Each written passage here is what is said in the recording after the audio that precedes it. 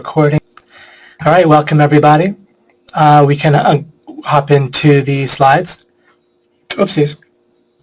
Okay, we're talking about offer today. It's quite a topic. There's some potentially great stuff that I have to share with you. I have a bunch of insight and a lot of experience with this, and it's something that I do, right? Ultimately in OMG, we like to have the people teaching, like in this case me, talking about what they do, and crafting an offer is a huge part of what I do for business, what I've done for years, and what I've done as sort of president or whatever of OMG. Regarding Alchemy itself, just if anyone happens to be new and live right now, then Alchemy in general, it's about a lot of things, but it has the effect of making success and happiness easier and easier. As you continue on with Alchemy, we're going to be constantly looking to gain clarity. And so it's about kind of, as you build understanding and clarity, you declutter, then I'm not saying that whether success or happiness is easy or not, but it gets easier and easier. And that's what we're doing together. And as it gets easier and clearer, then of course it's just easier to, I guess I'm repeating myself there, but easier to get. But it's not really about, like, say, motivating you or pushing you, or even there's lots of details and so forth, but it's more about simplifying, as I said, and clarifying. And so it'll be a little bit the same as we talk about offer.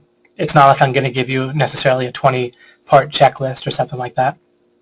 I'm looking probably to talk about offer both today and on Monday, and we'll see how things unfold. Also with Alchemy, there's a hidden value for what I do for you. So for example, regarding offer and regarding business, a terrific book is this book called Joy Incorporated. I don't really do a lot of book recommendations. Often people ask me for recommendations. I've mentioned some of the books on like the mind and the brain and certain kind of psychology of illusions and so forth. And I gave a little list of those recently. And some can read those or not. I find them quite interesting, but with this book, I really very strongly recommend it, and it'll really help you. It's not that he's trying to talk about your offer here, but it can give you so much insight on doing things in a smart way. His process and his methods are really something, and I pretty much, I don't even know that I have recommended a book in all of Alchemy yet, specifically. Again, I've mentioned a couple that I'm reading, and if you want to do further reading on a topic, but it's called Joy Incorporated. Richard Sheridan is the author. But anyway, I mentioned that also as an example of what I mean about importance. Did I just give you one piece of information there? Well, what about the thousands of books I didn't recommend just now, right? Or at least dozens and dozens that I might have read that might be helpful and that you might like if you were to read them. But we have limited resources, right? You can't just recommend something as just because it might be helpful in a vacuum. So when I recommended that book for you just now, if I'm right, then I really gave you about like 1,000 pieces of information, or however you want it, whatever number you want to come up with, of all the things I maybe could have recommended that I didn't.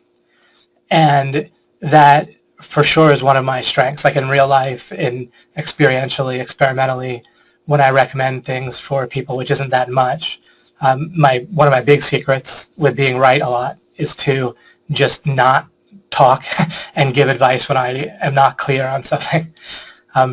But like with Michael Long, I'm sure he can testify that if I say he'd like a book or a movie or something like that, I'm nearly always, or maybe he might have a hard time remembering if I've been wrong about it. So just the fact that I'm talking about offer in the way that I am contains a lot of information in that I'm not talking about something else. I'm telling you to focus on this idea of offer.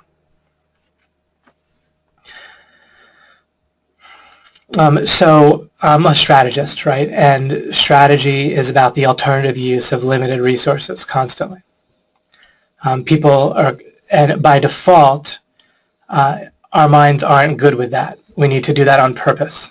By default, people will just see an opportunity in front of them, and it'll feel important because it's right there, it's close, it's big, it's coming up closely in time, or it recently happened, and it'll feel important because of that.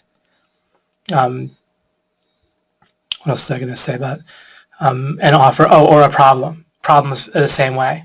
They're right there, big, close in time, they're just about to happen, they just happened, they feel important. And so we'll pour our resources into it. To be strategic regarding an objective or in life, you need to get importance right. And importance is like impact. Importance is when you use resources, then they're going to get you the best bang for your buck. And again, I'm telling you something very important here. By default, you're not going to do it that way. Neither am I, right? By default, what's right in front of our face seems very of outsized importance. And to whatever degree we let nearness, like psychological nearness, determine importance, then that will always distort things. Of course, by coincidence, something right in front of us can be important, right? If we're like in the jungle, surviving by gathering fruits and nuts, right, or hunting, then of course just for mere survival, things that are close to us have a greater chance of killing us or being something we can eat, you know, and so forth. But when we're thinking, right, and being strategic, then we need to stop and figure out what's really going to get us the right impact.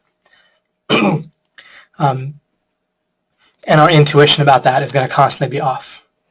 Again, when it comes to importance, when it comes to some other things in life, our intuition can guide us however you want to believe, right? But there's times when your first impression on an answer, right? When you're trying to guess something based on experience or things that your mind might have noticed subconsciously, then your intuition can be helpful. A mother's intuition about what their baby might need might be helpful. But your intuition about what's important in life is going to constantly be wildly, wildly off. And what I just told you there is so monumentally important. You can just take that and transform your life.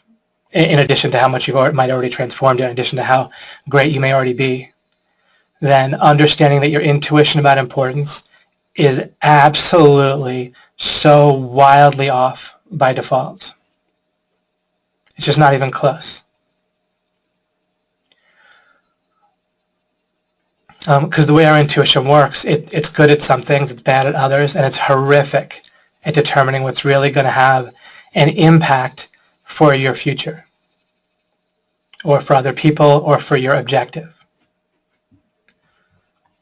And again, that's because it's tuned to what's close psychologically and to what fits, to what seems understandable. That's gonna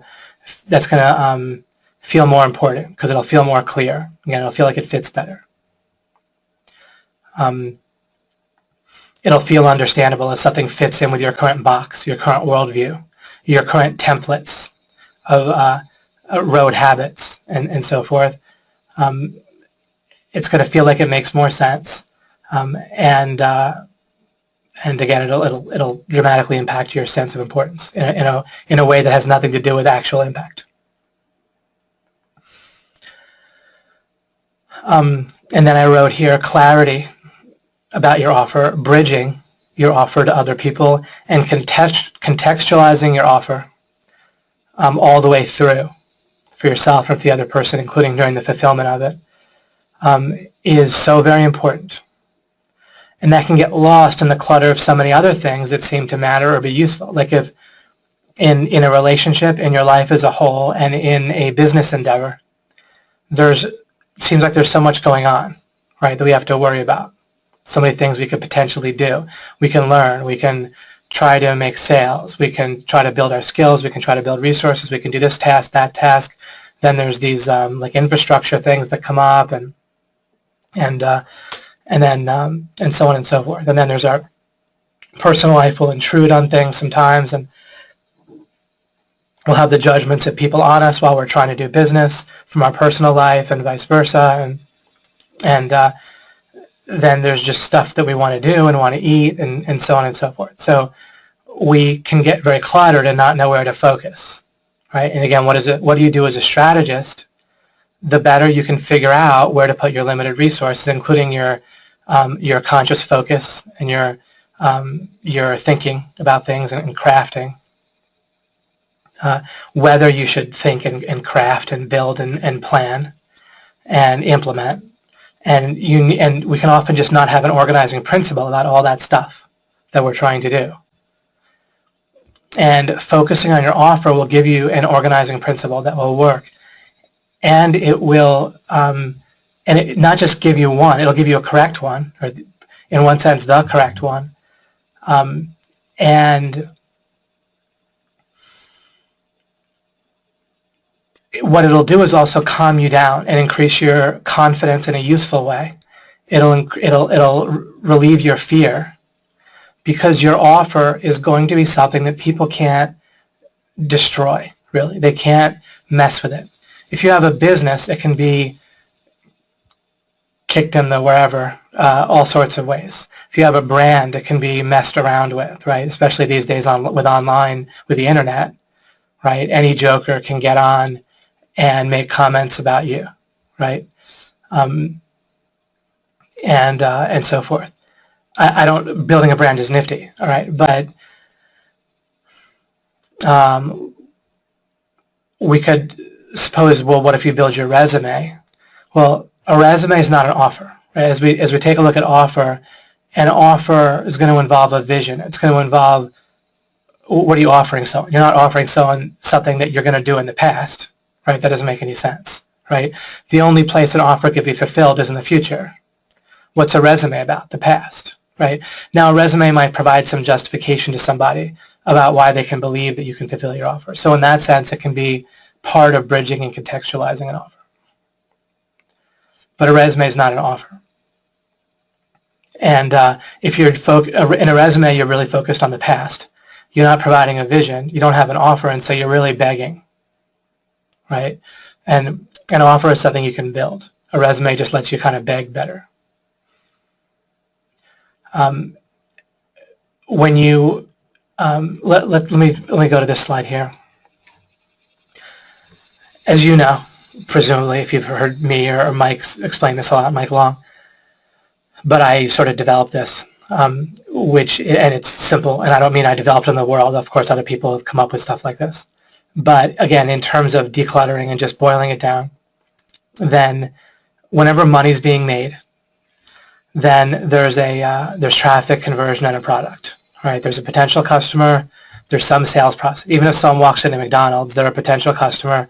The menu is the sales process, or what they've gone through in the past, or whatever. It could just be happening in their head and looking at the menu or whatever. And then the person takes their order. In that case, it's not difficult, right? The person goes in there knowing what they want, and then there's a product or service they buy. Other times, if you have a website, you can have people come to your website, and the conversion process is more of a big deal, right? If they haven't already decided that they're going to buy, or anywhere close, perhaps, then the sales process is a bigger deal.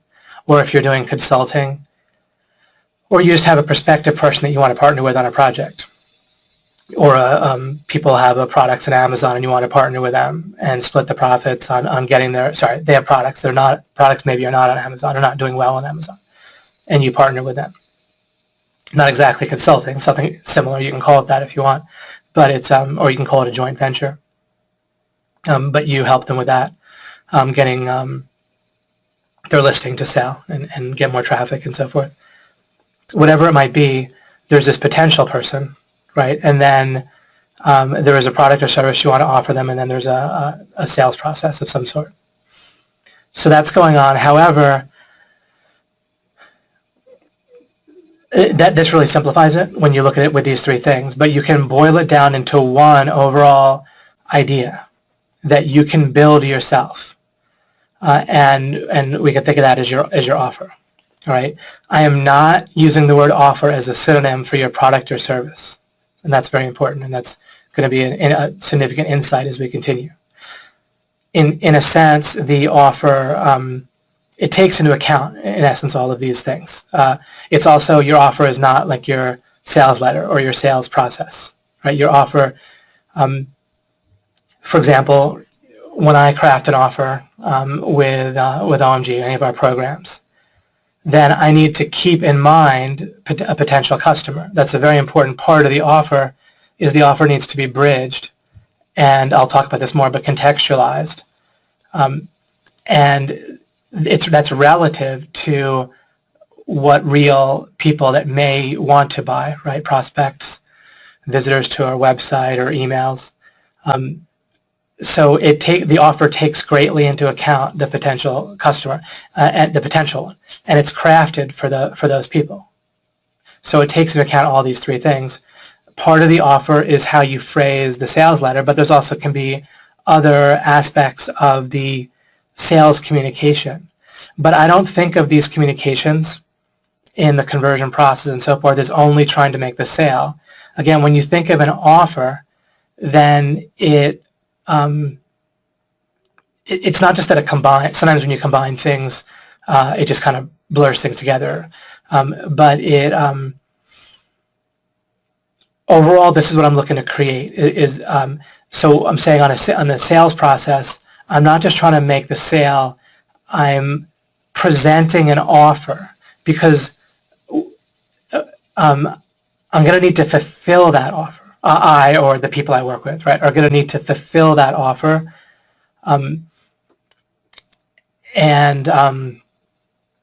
Just want to make clear what I'm trying to say here.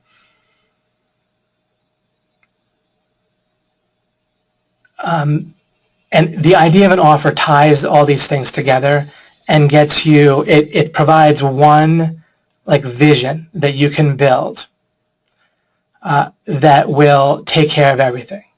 And regarding your money-making endeavor. And it's much clearer once you get it straight, when you focus just here, that it's much clearer than the idea of trying to build a business. And it's so much safer, and you can be happier. And you can hit the target exactly because it's the offer that is making you your money and keeping you happy and like safe. Okay? I say safe because when you're making money, there's a reality to it being kind of fragile or unsafe in a number of ways, where you can be making money, but you can understand that something can go wrong in the future, and it can kind of fall apart, right? Businesses fail or fall apart all the time, or they could be going well, and then something can come up and they're no longer going well. And you live with that reality, and you feel it. And it can actually happen. It's not just the feeling. It can actually happen where a business goes down or just has to go away or whatever. And that creates a cycle of, again, fear, of you can't plan very well, and so forth. And if you're trying to protect your business, you can lose sight of what's really going to provide you the foundation, the safety, the actual money, make things easier, happiness, and stability, all of that. So the more you focus on a business as what you have and are building, the less you might be focusing on the right idea, which is the offer. If you focus on your offer, then you're just going to be all set, right? You might need to, as part of both getting traffic, doing the sales process, and fulfilling. Part of the offer is, again, contextualizing it, and that might involve various business infrastructure, even like some legal infrastructure, terms of service, making sure you can accept payments consistently and handle that sort of stuff, right? So when I talk about contextualizing an offer, that takes care of anything that there might be a worry, wait a second, like what about the rest of business? And I can testify to you that realizing to look at it this way, it's actually fairly new to me over the last year or so. Most of what I understand about an offer I was doing, but without realizing I was doing it, it gives me such a more of a feeling of stability, or and it's just more effective in a number of ways, and I've made more money and so forth. You can also apply the same idea of an offer as you see it with business. You can apply it in an appropriate way to, and this I did actually first, and by doing it, it provided a context and understanding, could say sort of the template, but not really, building blocks actually, not a template. But I applied this to my romantic situation first. I figured it out before I met my wife, and then I applied it, and it's been incredible. The way that I phrased it romantically, or regarding the idea of romance, was that I didn't want to be afraid of my wife. And this is before I met her, so I'm not referring to Olia, my wife, or not specifically when I say this. I figured this out first. And what I mean by that is, and I'm talking about this because, first of all, it can be very helpful for you in your personal life, but also this will help you understand regarding the business offer. Guys, like pretty much universally, guys would say, "Oh, you'll understand when you're married." Like why they would basically just be afraid. They'll be like, "Don't tell my wife this, that I'm doing this," or "Oh, my wife wouldn't approve of that." And it's not that they would think something would be a bad idea, that they didn't actually want to do it, but they would just be afraid that their wife would tell them that they were bad, basically, or punish them in some way. For doing whatever, and not something that would necessarily be wrong, or not doing whatever, right? Not doing various tasks and this, that, and the other thing. And I would see people, and I don't just mean this as guys afraid of their wives, I'm just meaning since I'm a guy, then I would hear it from that angle typically. And of course, vice versa, people get in marriages and I don't mean afraid they're going to be beaten or anything like that. I just mean they're just kind of morally, psychologically afraid of disapproval. Or they also crave approval from their relationship partner. Interestingly enough, that itself is rooted in sort of like, you can think of it like your offer to the world, and that relates to your self-image. And I won't refer to that quite yet. Ideally, I'll get to that because the effect you can have from realizing that is beyond belief, and it'll help you tremendously in business as well. To get that straight, I've talked about it all the way through in Alchemy. But I have some more angle on that I can share with you, perhaps this webinar, perhaps next webinar, or perhaps in discussion in the future, we'll see. So I was determined to not be afraid in my relationship. I wanted to wake up in the morning and not have to do a bunch of stuff in order to not be a bad husband. Does that make sense? I wanted to be able to wake up in the morning and there weren't a bunch of things I needed to do, or else I was a bad husband. Now, of course, there's one thing. When we do business or in a marriage, there's a contract, and there are certain things we voluntarily say we're going to do.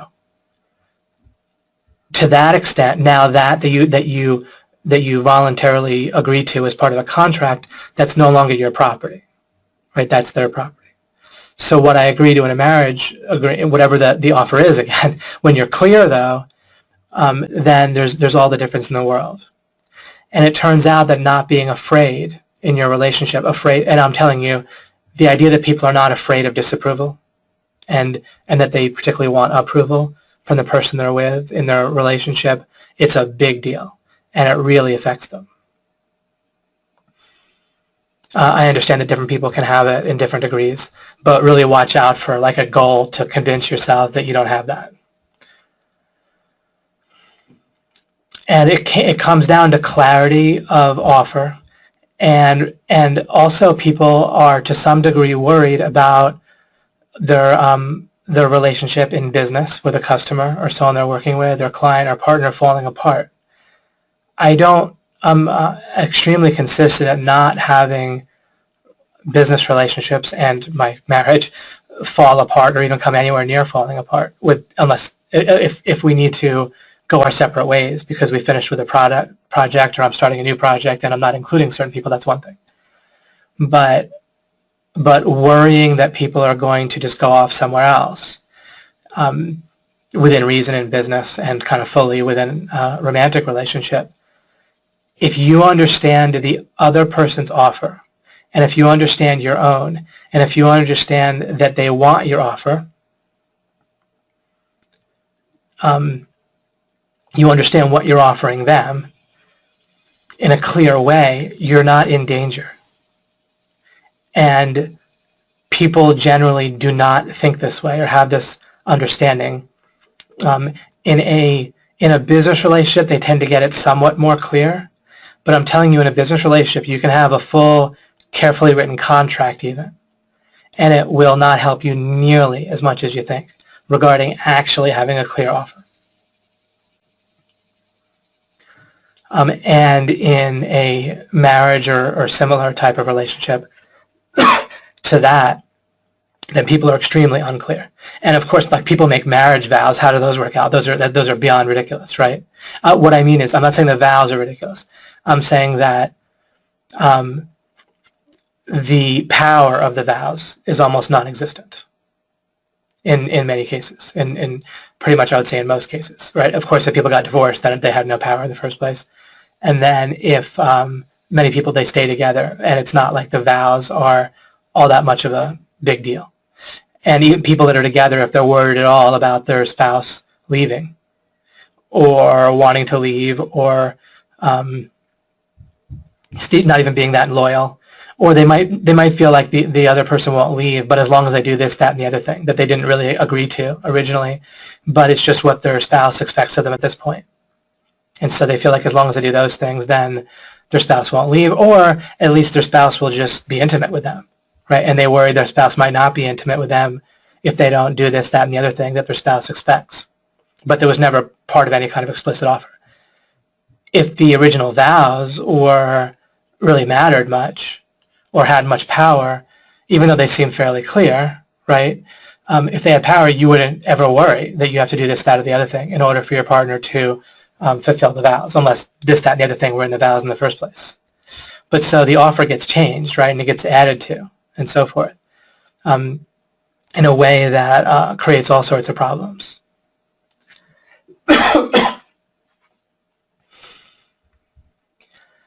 And the exact same thing happens in business, and it doesn't matter that you might think you have a clear offer. I can write whatever on a sales letter, and do you think that it'll really matter if somebody, because of the context, thinks that, excuse me, if a customer, because of the context of the situation, thinks that I should do this, that, or the other thing, it doesn't matter what I wrote in the sales letter, right? We tried years ago. We had something with a status that we guarantee that that our product will match what our claims, that will live up to our claims, and that was our refund guarantee. Not once when people would request refunds, and we've always done a great job. It was never a high number of refund requests, but when people would request refunds, and we'd be selling, let's say, on ClickBank, where the general context is that generally people offer like a 60-day refund, sometimes like no questions asked or whatever, and also and just people would be used to sort of like some segment of that type of customer population there would just buy things and just figure they'd mainly refund them unless it lived up to just some kind of totally unicorn like unrealistic type of standard that no one could reach, like that basically the product would just kind of magically put money in their wallet, or without them hardly learning anything or doing anything or anything along those lines, get them to lose weight, or get the girl or whatever. But anyhow, so we would put a very clearly worded thing that our product matches what we claim in the sales letter, which is, and what we claim wouldn't be like that the person would get results, but that we would cover these topics and do it in such a way and so forth. And of course, our product matched that. When people requested refunds, and we would reply, could you let us know which claims we didn't match, then not once would somebody reply, with anything like a reply to that question. They would just basically just repeat themselves and say, no, I just want a refund. Okay, so, and it was just written there.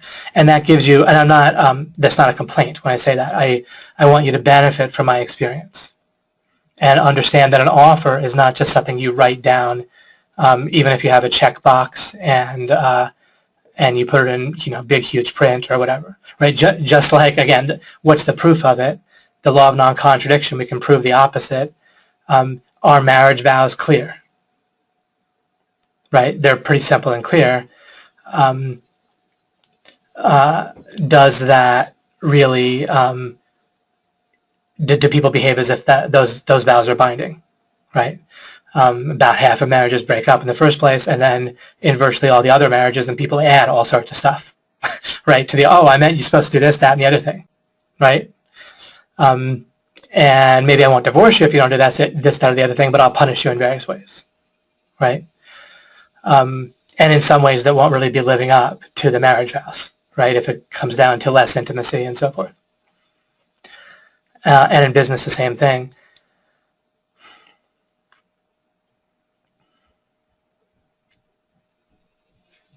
Okay, just collecting my thoughts here. So I wrote here that an offer bridges those three things above, and it's clearer and simpler to understand for you. Right, so ultimately, the main thing we focus on here in Alchemy, when we're in terms of like results or surface stuff, not Alchemy at a deep level, but on the surface is our making money offer, right, or our monetization. And you can think of, for yourself, you can think of OMG, and I'm saying this a little bit tongue-in-cheek or whatever, but we're certainly not a business opportunity no matter what, right? A business opportunity is like you invest X amount of money, and you follow our instructions and so forth, like a franchise. We give you materials and so forth, and what you want to think of just for yourself, you can use OMG this way. OMG is certainly crafted this way to be like this for you. It's to help you to build your offer, which is really what you need to do. Right, and of course, you can look at it as a business and craft a business around your offer, or a business naturally is kind of what happens when you make your offer work, right? Then you have a business. But a business brings to mind all sorts of associations, right?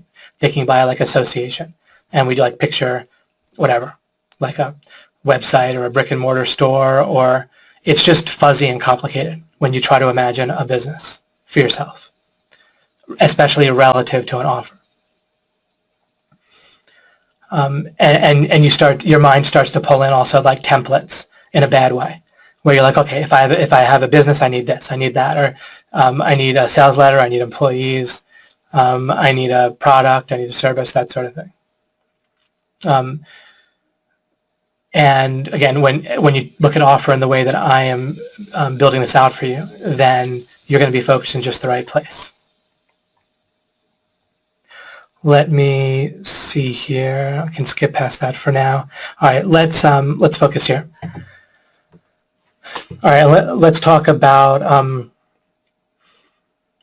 We can think in terms of three words. There's you are solving a problem, you're bridging, and you're contextualizing. And when you put all those things together, then you have an offer. But I'm not talking to you about now in life about building an offer. What you're going to be doing is thinking in terms of your offer, and it's going to organize your thinking for your life. You're going to understand one of the biggest things, if you can understand with business, that you can understand with your personal relationships, you can greatly declutter your life. Your personal relationships, if you're not very wealthy, then your personal relationships are almost certainly holding you back. And I'm not saying you need to be wealthy or not. I'm just saying if you're not wealthy. If you are wealthy, they might be holding you back too. But if you're not wealthy, then it's very likely that personal relationships, either people in your house or just who you think of as your peer group, who you grew up with, who you have communicated with, and their beliefs and the work they make you do and all the things they expect and what they're kind of implicitly kind of communicating to you is important and normal and all that, is likely having a big impact on you.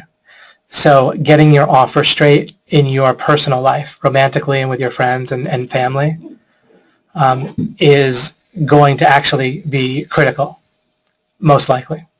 And even it's almost like certain, not even most likely, because there's going to be some either momentum or drag from your personal life on your business or monetization life, right? Your financial life. It just can't help but have some acceleration or deceleration on you. And as you get your offer straight, that's really what's going to be pretty much at the core of dealing with people in all aspects of your life. It's even going to, again, deal with yourself and your self-image and what you feel like you need to do for the world at large to just feel okay. And the more you declutter that, and I've been helping you in Alchemy declutter the heck out of that, where you can boil your self-image down into respecting individual property rights as the only thing that's kind of the dividing line between being bad or good in the future. I'm not talking about worrying about how you've been in the past, right? But that declutters the heck. That's like telling you 1,000 things, not one thing, because that lets you drop the other 999 things that you think you have to do in order to be a good person all the time. And then, of course, you can care about others. But once you have a stable sense of yourself where you're not just trying to please others and please and fulfill the offer that they just come up with that they expect, so not what they think your offer should be. And when you see the world in these terms, it just becomes much more simple and clear. So it'll calm you down and give you a sense of calmness and confidence and ease as an individual person in your general relating to the world. If you basically feel like you're all right and there's no fundamental default issue between you and the world in terms of what you're supposed to do, as long as you can feed yourself and put a roof over your head and do that without trampling other people's property rights, then you're all set when it comes to your stable base for you and the world. And you don't necessarily need to feed yourself or put a roof over your head if you have some kind of substitute. I'm not aware of a substitute for doing that. But if there is such a substitute, like if you can sleep outside and you can breathe air and that gives you all the nutrition you need, or eat grass or whatever for free, then that's a fine substitute if that works for you. But if it doesn't work for you, what happens is people say, oh, money's not important, and then they obsess about it in every way implicitly, right? They go to work, they're always thinking about their work.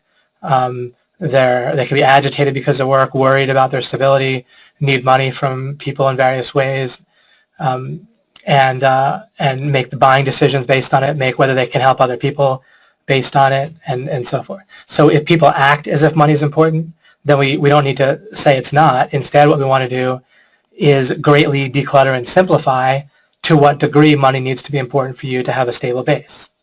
Right? And so you get your spending down as reasonably low as possible and take care of that part of your life or that aspect. And then then you don't trample other people's property rights, and then you're set. You can wake up in the morning and there's nothing you're supposed to do in order to not be bad. Normally people interact with the world, believe me on this. And this could be impacting you to a degree that might be massively larger than it might seem when I first say this, if you reflect on this later, or as you understand this better. People wake up in the morning and other than just being able to feed themselves and put a roof over their head and not trample on other people's property rights, they feel like they're supposed to do all these other things. And yeah, if you've signed a contract, I get that. That's included in trampling on people's property rights if you don't fulfill the contracts you sign. But the only reason you need to sign a contract is of any sort. And when I say sign, I mean you can agree to verbally and so forth. For a stable base, it's only to do that. Feed yourself, put a roof over your head, that sort of thing. You know, health insurance, whatever. You want to have a vision where you wake up in the morning and whatever you do that day, other than trampling on people's property rights, you're not bad just because you did nothing. Okay? You can go and be good, extra good, by caring about people, helping them, doing things that help you and them, whatever, right? You can build more stuff for yourself. If you want more comfort and luxuries, you can build that. But why would you suffer building comfort and luxuries? You don't need to, because you can build, when you understand your offer and building, you can You might have to do things you don't want in order to get a stable base. But other than that, you can joyfully and without a rush build comfort and luxury and build resources that you can use to help other people. But why? You don't need to suffer about that at all. None. You can just do it by building. And it'll all work out better that way if you just build it in a positive way. As far as I know, you need to do whatever it takes in order to, other than trampling on anyone's property rights, you need to do whatever it takes to get a stable base. But you want to make that as simple as possible. And that stable base might not involve any money if you have a substitute for it. For me, it was simpler just to make money than come up with some substitute. Figure out how to eat grass or sleep out in the, somewhere, in the park or something, the street.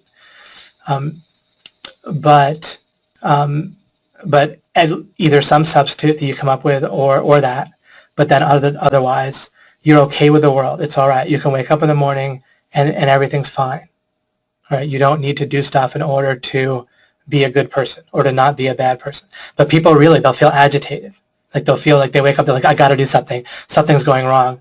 I'm bad if I don't do this, that, or the other thing. Where did this come from? When you, all these like, intuitive feelings about the world in general come when you're very young, right? And this is one of the reasons why also school is something that I really have an issue with. Because when you're a school student, then when you wake up in the morning, you're at home, right? You're not in school at that point.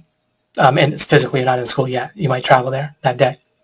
But you wake up, and if you do nothing that day, you're bad. You didn't do your homework, you're bad. You didn't show up at school, you're bad. You didn't go to class, you're bad. You could literally have some thug come and put you in jail, right, if you don't go to school. I mean, they could get violent with you, right? So it's not just that they morally say that you're bad, but you could be in physical danger, right, and with your parents too, if you don't do these various things. And that happens year after year after year, day after day, almost every day, unless there's like a snow day or whatever. And even then, with your parents, there might be all sorts of things that if you don't do, and not about trampling on people's property rights, just like if you don't do things that they think you should do, then like they tell you what your offer is. And I just said something profound. Why is this thing about offer so profound that we're talking about today? Is because your whole life, other than when you've maybe gotten out of this being an entrepreneur to some degree, but even then, probably you're so used to it that you just projected this and let your customers, even if you're an entrepreneur, doing this. Your whole life, you have been told what your offer is. You're told your offer, you obey it, and you either get some sort of meager reward or you're not hurt. And you live that way day after day, year after year, decade after decade. How strongly do you think that's embedded and ingrained in your mind?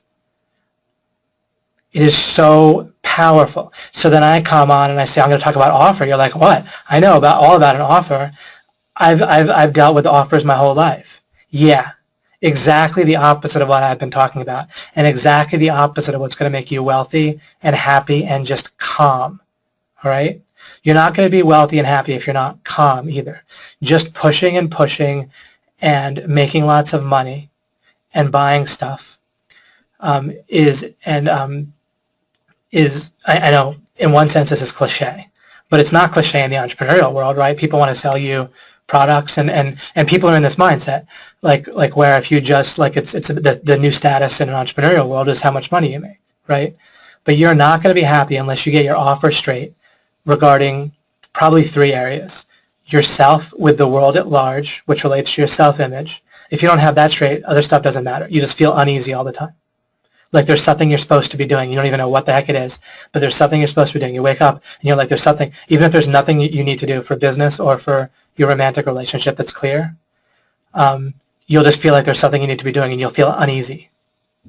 Maybe for a little while if you clearly delineate something as a vacation. Even then you have to justify it to yourself like you earned it. Why the hell do you have to earn a vacation or something like that? Who's doing that to you? Who's the boss out there? It's just you and the world at large. Who's your boss? Who's the authority figure? There is none. I mean, there's people that will violently or charismatically tell you they are, right? But it's just you, right? As an individual, there's no one that has the power to just tell you that you're bad out of the blue, out of nowhere. There has to be some actual foundational reason for it, which can only be property rights. And you're not bad for not loving someone else. You just don't get the benefit for not loving other people. You lose out on joy and abundance if you don't care and love. Love, the potential for love and caring and whatever you want to think about it, right? Doing good for other people. That will give you more and more in life, okay? But you don't need to confuse that with being bad. There's nothing about badness, like love and caring and stuff. There's no intersection there. They're in a totally different realm with any kind of badness or contradictions. The extent to which you love will give you more, but it's not bad if you love less. There's no bad that gets imposed. It's just you don't have as much good. That's not the same thing as having actual bad or being bad, okay? If you're not trampling on anyone's property rights, then you're not, there's no badness. You don't need to feel any unease whatsoever. You can wake up, do anything you want whatsoever, and you're not bad, okay? The issue we have on Earth is that it's the feeding yourself, health insurance, whatever, and roof over your head. In practice, we need a certain amount of money. And if we don't come up with a way to earn it, to trade for it, then we're going to want to trample on other people's property rights, and that will be bad. So it becomes very overwhelmingly tempting if we don't take care of our basic needs. And part of that is decluttering your basic needs. All right, for those of you who haven't heard, or heard me say this, not like it's some big news, but I was an entrepreneur starting my last year of college so I was like 22. During my 20s, until around 30 or 31, I made between maybe $10,000 and $20,000. And I supported myself just fine. I wasn't in debt. There was no issue. I was single. I dated people, but I wasn't married. Didn't have a family, and that was totally adequate because I just didn't spend very much. And so the point being that you can do a lot of this stable base by just spending within your means. But think about that. If you just have your stable base taken care of one way or the other, then outside of fulfilling any contract that might be ongoing for doing that, you might just have the actual amount of money already in your bank account earning some sort of return, bonds or whatever, annuities, but interest or whatever. But if you have it already in your account, I want you to imagine you have whatever amount of money, $1 million, $3 million, that'll take care of you for the rest of your life. And that's possible with annuities, by the way. Okay? With the stock market, you never know what's going to happen. So I'm not talking about where you should invest. I'm talking about logic in terms of if your vision for getting relaxed in life and taking care of money doesn't have clarity, then it's just harder to reach, right? And it's confusing to your mind, and it's not as motivating. If you imagine having money in stocks, then you have no clarity because they could go down. Historically, they go up better than more fixed income, stuff. But you can't plan. You can't get there ever by having money in stocks, basically. Even though maybe 99 times out of 100 or 90 times out of 100 or I don't know what, you might make more than a fixed income thing. And even then, that's not even true. The average actual mom and pop person, from what I understand, that actual return from putting money in equities, like in the stock market, is like maybe 2 or 3%, rather than the average of the stock market goes up of like something like 10 or 11%, depending on the index. So even then, you can do better than that with fixed income bonds and annuities and so forth, universal life insurance. But and I just go into detail there to point out that there's just an actual amount of money. You don't even have to think in terms of monthly. I don't like to think in terms of monthly at all. I think it's kind of ridiculous, especially if you're an entrepreneur. Think in terms of monthly income. You also just get confused because your monthly income when you're an entrepreneur of any sort, and forget about being an entrepreneur versus being an employee or having a job. You can, think about it in terms of monetization. You can have a job and you can also be building your offer as well on the side. Right? And your job itself is an offer, and there isn't one offer. You're building, this is another point, but you're building building blocks for your offer that you craft in different ways. It's not that you're building one offer. Obviously, if your offer is you make vinyl records, then when MP3s come out or CDs or whatever, then your offer is gone. When you have building blocks, then you can keep being flexible and adjusting, even for individual potential clients and so forth. So you're building building blocks of your offer that can be assembled in different ways depending on the situation and depending on the year. And when you see it that way, then you're also building more building blocks, and you're keeping up with, building blocks as they come, and you add to it. You add to your building blocks. You don't need to add to your offer, but you can add to your building blocks. Anyhow, you have your monetization strategy, some combination of 0 to 100% job and 0 to 100% stuff outside of a job that's monetizing in various ways. Monthly, where does your monthly income come other than from a job, but from your monetization, things like an entrepreneurial stuff? Approximately, it comes 6 months after you do stuff, right? Of course, it can vary from person to person and situation to situation, but it's a good rule of thumb, and that's about what I experience. What I do now affects my income in 6 months. So why the heck would I think in terms of monthly income? If I look at the income I'm making now this month, that has nothing to do with whether I'm making progress right now. I'm not going to find out. I'm not going to find out in reality, like experientially. I can kind of have a good understanding of what my efforts might lead to in 6 months, or a decent guess or whatever. But I'm not going to know in terms of it actually happening for 6 months. So don't think in terms of monthly. And why do I want monthly anyway? I have, again, thinking about your comfort and luxuries is a different endeavor overall. It has nothing to do with getting your stable base taken care of. And so you need to calculate what you need for a stable base, right? For somewhere between maybe $1 million and $3 million, you can have a full stable base. And $3 million really is including luxuries, like a luxurious house and even car. For $1 million in annuity-like things, universal life insurance or an actual annuity that you put in now, whatever age you are. But let's say you're roughly 40, you could be 30, you could be 50, but the numbers aren't that different. Then $1 million will get you like $9,000 or $10,000 a month for the rest of your life, no matter how long you live. So there's no ticking clock, and that should be plenty, right? And maybe less than that can be plenty. So $500,000 gets you $5,000. Maybe that's enough to just have like basic, reasonable subsistence. And so that's $500,000, and then with $500,000 or $1 million might get you to that time, and then if you can buy another $250,000, can get you a house or less, right? And you can do it for significantly less, depending on if you have a family or a little more, but in that neighborhood, right? $2 million, $1 million, $2 million, $3 million. You can have an actual clear plan that, unless there's just total Armageddon, right? And there's a limit to how much you can plan for that kind of stuff. At some point, you just become obsessive compulsive, and it becomes ridiculous, right? But just within reason, something, and the test is whether you can reasonably chill out right now. With Armageddon, you could have $10 or $20 million. And when I say Armageddon, I mean that completely metaphorically, and it's like kind of a tongue-in-cheek, right? Like if the whole system collapses or whatever. Then it doesn't matter. Probably you can't even know if you had $20 million or $100 million if it would matter. So you can't fight that battle. You can't know, right? But just having a target. And then I was saying with your offer, then you're building your offer and you're looking to get there. Okay.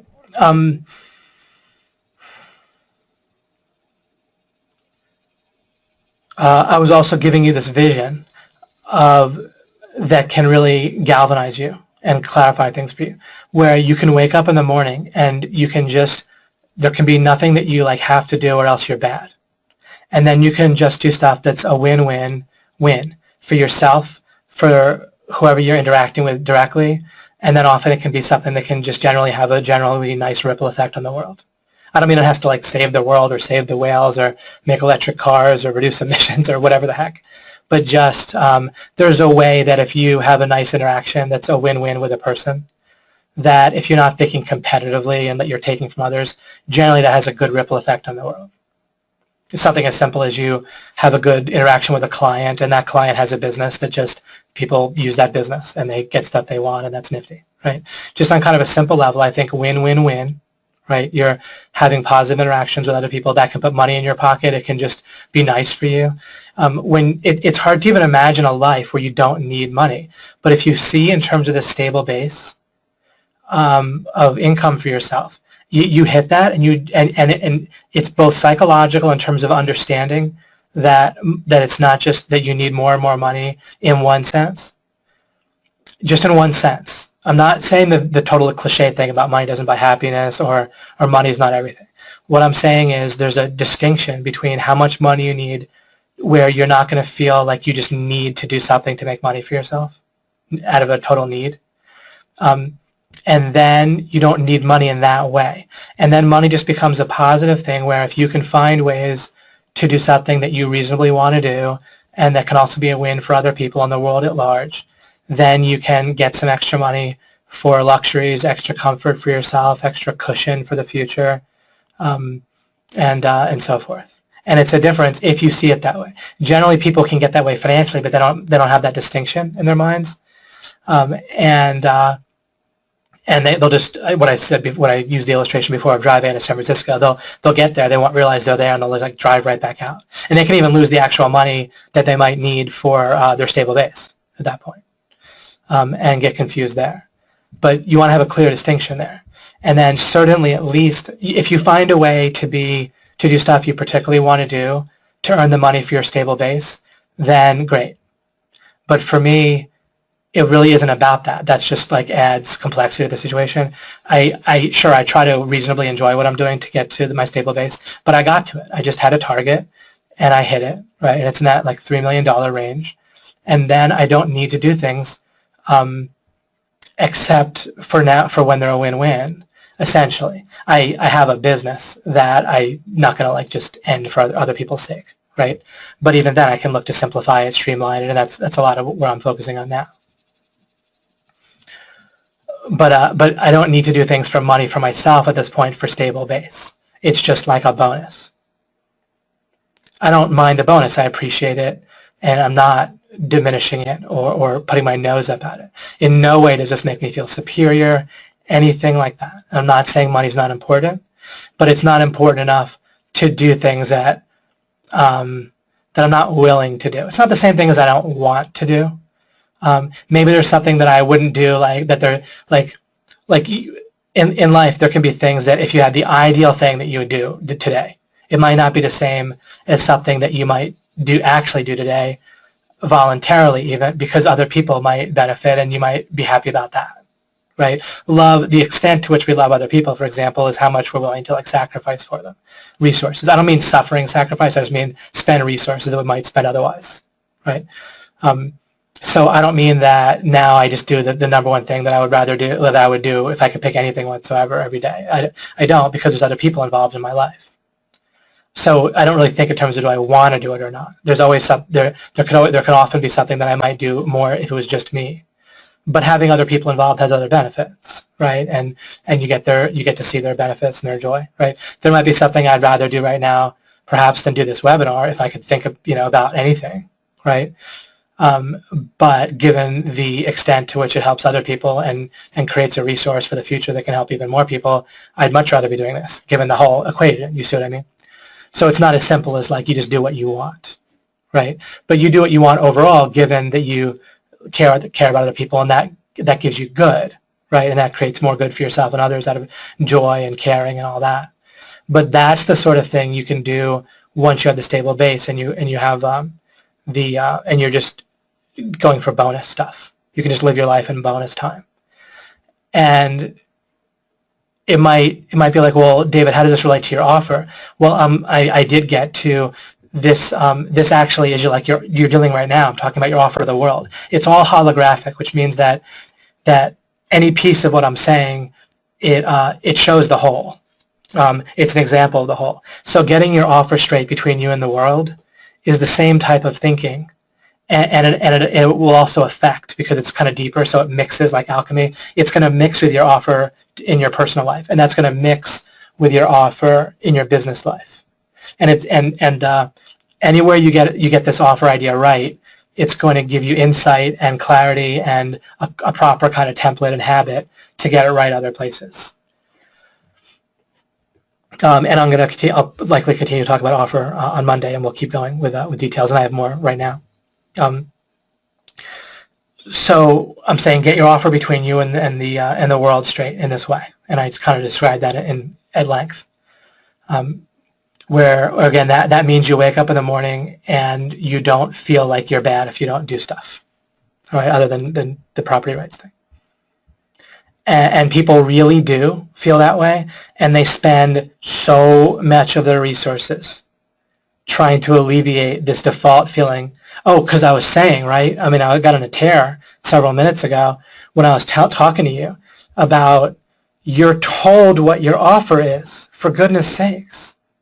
Or you're given a small choice, right? You're given like biology, chemistry, and physics, and then like English and some other things, right? And said, well, what do you want to do with your life, right? Or you go to college and there's like a few different things that are like the majors in college give you skills for like maybe 1% of the jobs in total, right? I mean, it's just ludicrous.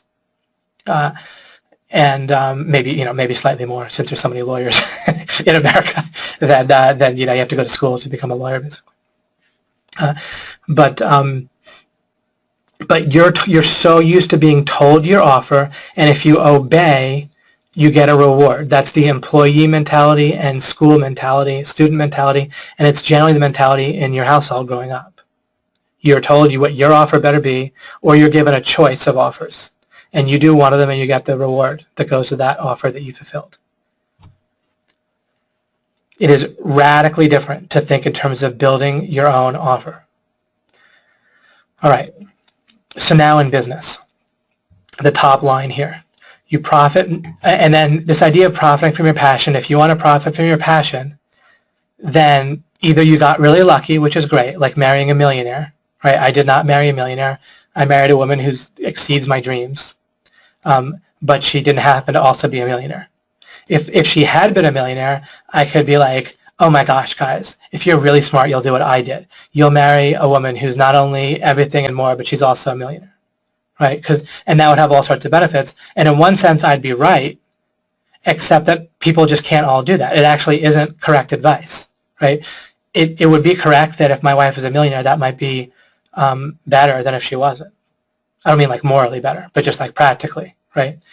Especially if we got our psychology right and use that money in a way that would, genuinely take care of our stable base and so forth. Of course, people could marry a millionaire and actually be less happy for all sorts of reasons.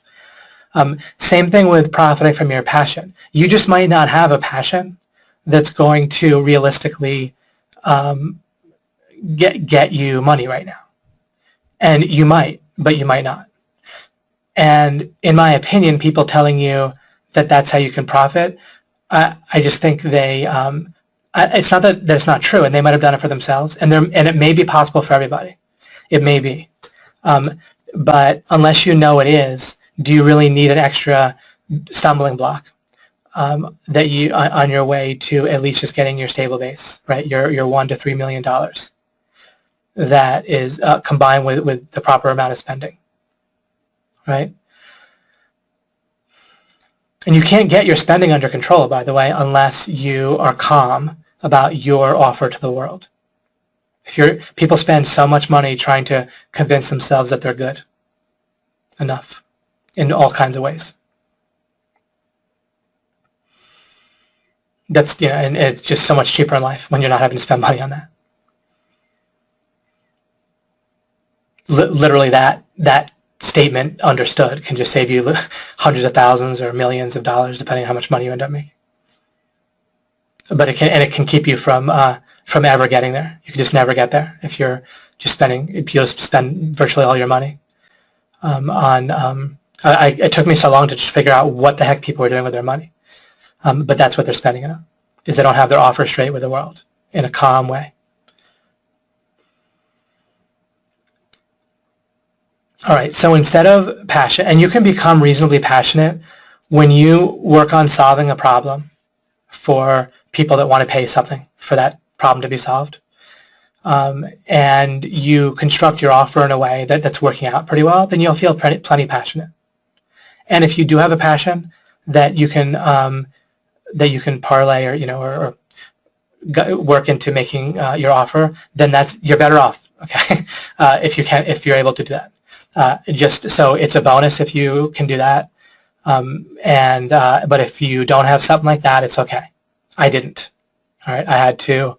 In essence, I mean, there's going to be elements here or there where you can make an argument that some things you're passionate about led indirectly or through kind of a convoluted chain of thinking and experiences to where you end up making money, right?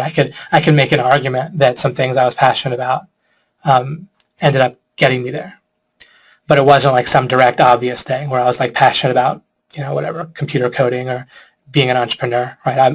I work for myself just because it seemed far worse to work for somebody else, so I was just more afraid of that. But I found, you know, working for myself or not working for someone else at least terrifying. Being an entrepreneur is very disconcerting, right? At least for me. It might not be for everyone. But it isn't. Once I understood the offer thing, that really changed, by the way. If I had known to focus on offer, it wouldn't be disconcerting. I was trying to like build a business, and that's just scary, right? But I succeeded to a decent degree and then to a large degree. But when you're building an offer, you can't fail. A business can fail all sorts of ways. In general, when I talk about business plans in the future, I plan to have that maybe be a two-lesson segment, and business strategy and planning. And then again, things might turn out differently than I suppose. But I perhaps might do that. I might be blend into the offer. Who knows? Into me talking about offer in the future. But I was saying when you're planning. You want to make plans where they're not set up where they can just fail like predictably, and you might say, well, how can you make plans that won't fail? Well, there's a way to do it, and I'm showing you with building your offer. Let me ask you this: can you fail to build building blocks for an offer for yourself that people might pay something for? Can you fail at doing that? And then can you fail to build some more building blocks until you get it right? See, you can't fail. Isn't that heartening? Isn't that just calming and confidence inspiring? You're just building and building, and it's not like building something that's that's very confusing, right? Especially with OMG, right? That's what we focus on. We don't give you instructions. We don't tell you what your offer is, right? We cover specific topics so that in effect we're giving you, but even then we're giving you building blocks. We can only give you so many building blocks, and of course we focus it on particular areas like web traffic, right? Including with Amazon. But there's so many building blocks in OMG in our now we have like mainly 2 programs, right? What we're doing is we're giving you so many potential building blocks, and we don't give you a building block. You make the building block from the raw material that we give you, right? What I'm saying is like you take it, you learn it, you adjust it yourself, and so forth, right? Google some stuff, work on some stuff, have some experiences, ask better questions, and so forth. But we give you a tremendous amount of raw material that is, and in many cases it's almost the full building block. Or really, we do our best to hand it to you fully formed as much as we can. But we're here to give you a place where the building blocks are very buildable, right? Where the raw materials are abundantly available for you to build the building blocks that you can then use to make offers. So I could have been saying I'm talking about offers today, right? Definitely, I'm not talking about you have an offer in life, right? I've already talked about you have your general offer to the world. Just not trampling on people's property rights, period. Right, that's your offer. And then however much love. Then you have your offer to people in your social life and your romantic life. And probably people have some questions about that, but I can come back to that. Then you have offers as part of your monetization that you'll do. And as the world changes, as technology comes, tools come, algorithms change, etc., right?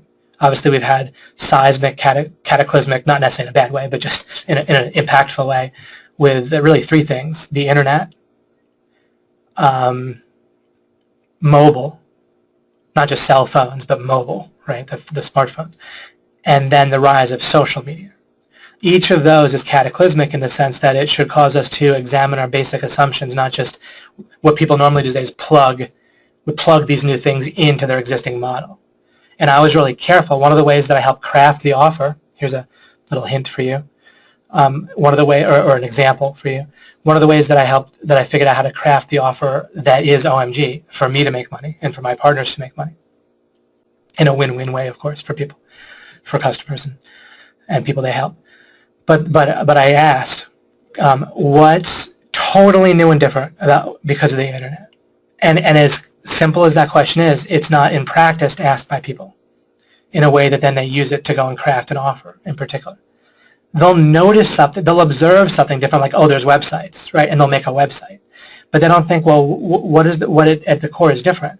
And what's different is at least these two things. I'm not a futurist, by the way. I don't spot trends. I'm no good at it. I don't even try to do it. It just bores me. The law of implication, right? The other kind of brand name under which I teach besides the Alchemy course, states focus on what you can know, right? So future stuff and trends, you don't know that stuff. I don't try to really catch trends. What I did do was, all right, what can I know is different that never existed before, and then think about what that might mean regarding the internet. And two things at least. One is search engines. Search engines didn't exist really in any form, right? They were just alphabetical indexes, but there was indexes, but in like a Yellow Pages. But there was no search engine whatsoever. There's no such thing as a search engine. Maybe there's like somehow a database, somehow you could search for like titles for houses, but practically speaking, right, in practice, there were no search engines before the internet.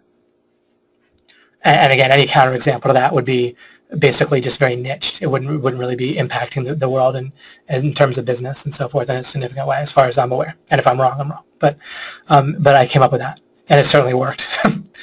And then the second thing is low overhead, and specifically low overhead regarding all three parts of business, but especially with getting leads, right? It used to be very expensive to do the sales process of contacting prospective customers and selling them. You used to have a brick and mortar business you'd have to pay rent on. You used to have to have like salespeople inside that business typically, right? And then you have to pay for advertising and all that. With the internet, there's email, which is basically free. When I say basically, if you're paying like a monthly fee for like an autoresponder service, if you have thousands and thousands of emails like we do. But it's functionally, I said low overhead, I didn't say free overhead anyway. Advertising is relatively inexpensive on the internet. And then your actual product could be very inexpensive, and for us it is because we have an information product, right? And then like to serve, like to deliver. It's a lot of effort for the coaches, and given from my perspective, then I need to partner with people and the coaches and so forth with OMG, and then they're compensated. So, but it can be for example, it can be on a percentage basis. So there's not like a fixed cost. That's a good way to put it. Like the overhead is a fixed cost, right? So the fixed costs using the internet are astronomically low. Right? Our fixed costs for OMG are like beyond belief. Like never existed anything like that before, before the internet. Like we're literally like less than 1% of our gross income is like a fixed cost. And with many businesses, it's just way higher than 50, right? Is fixed cost, or at least like a high chunk, especially when you include employees and so forth. But then nearly all internet businesses don't have fixed cost way, way, way higher than OMG. Why? Because they didn't do what I'm doing with you right now, in one sense. What I said is, look, these two things are totally new. Let me harness that. Let me take advantage of it. I didn't need to predict the future at all. I didn't need to predict any future trends. I could focus only on what I know, which is what I tell people to do. Okay, that is magic right there, beyond magic. You just need to, it opens up an entire world for you if you let it. But if you let it bounce off your head, then people constantly ask me questions that start by it's about things they don't know. And they're focused on things they don't know, and then they're getting themselves confused. And I'm not in any way criticizing that, except for the fact that it's fundamentally incorrect. But I'm not morally criticizing it. I'm not saying the person's silly. I've done the exact same thing. I still do it by accident. Right? But if you learn to actually figure out what I mean or what it means to focus on what you know and never stop doing that, then that is another angle on how to just be happy and successful, and that can be all you need for it's just that there's a number of kind of logical things that get revealed as you do that, and that's when I give you other angles on the core of what it takes to be successful and happy. They're all logically related to each other. But an example of that is focusing on what you know. So I built OMG by focusing on what I know And regarding the internet, what I knew was there was very, very, very, very, very, very low overhead, potentially, if I didn't just pull in templates from before the internet and try to just impose those templates of how business should be on an internet business. So low overhead regarding the whole process of from prospective customers reaching them to the sales process itself to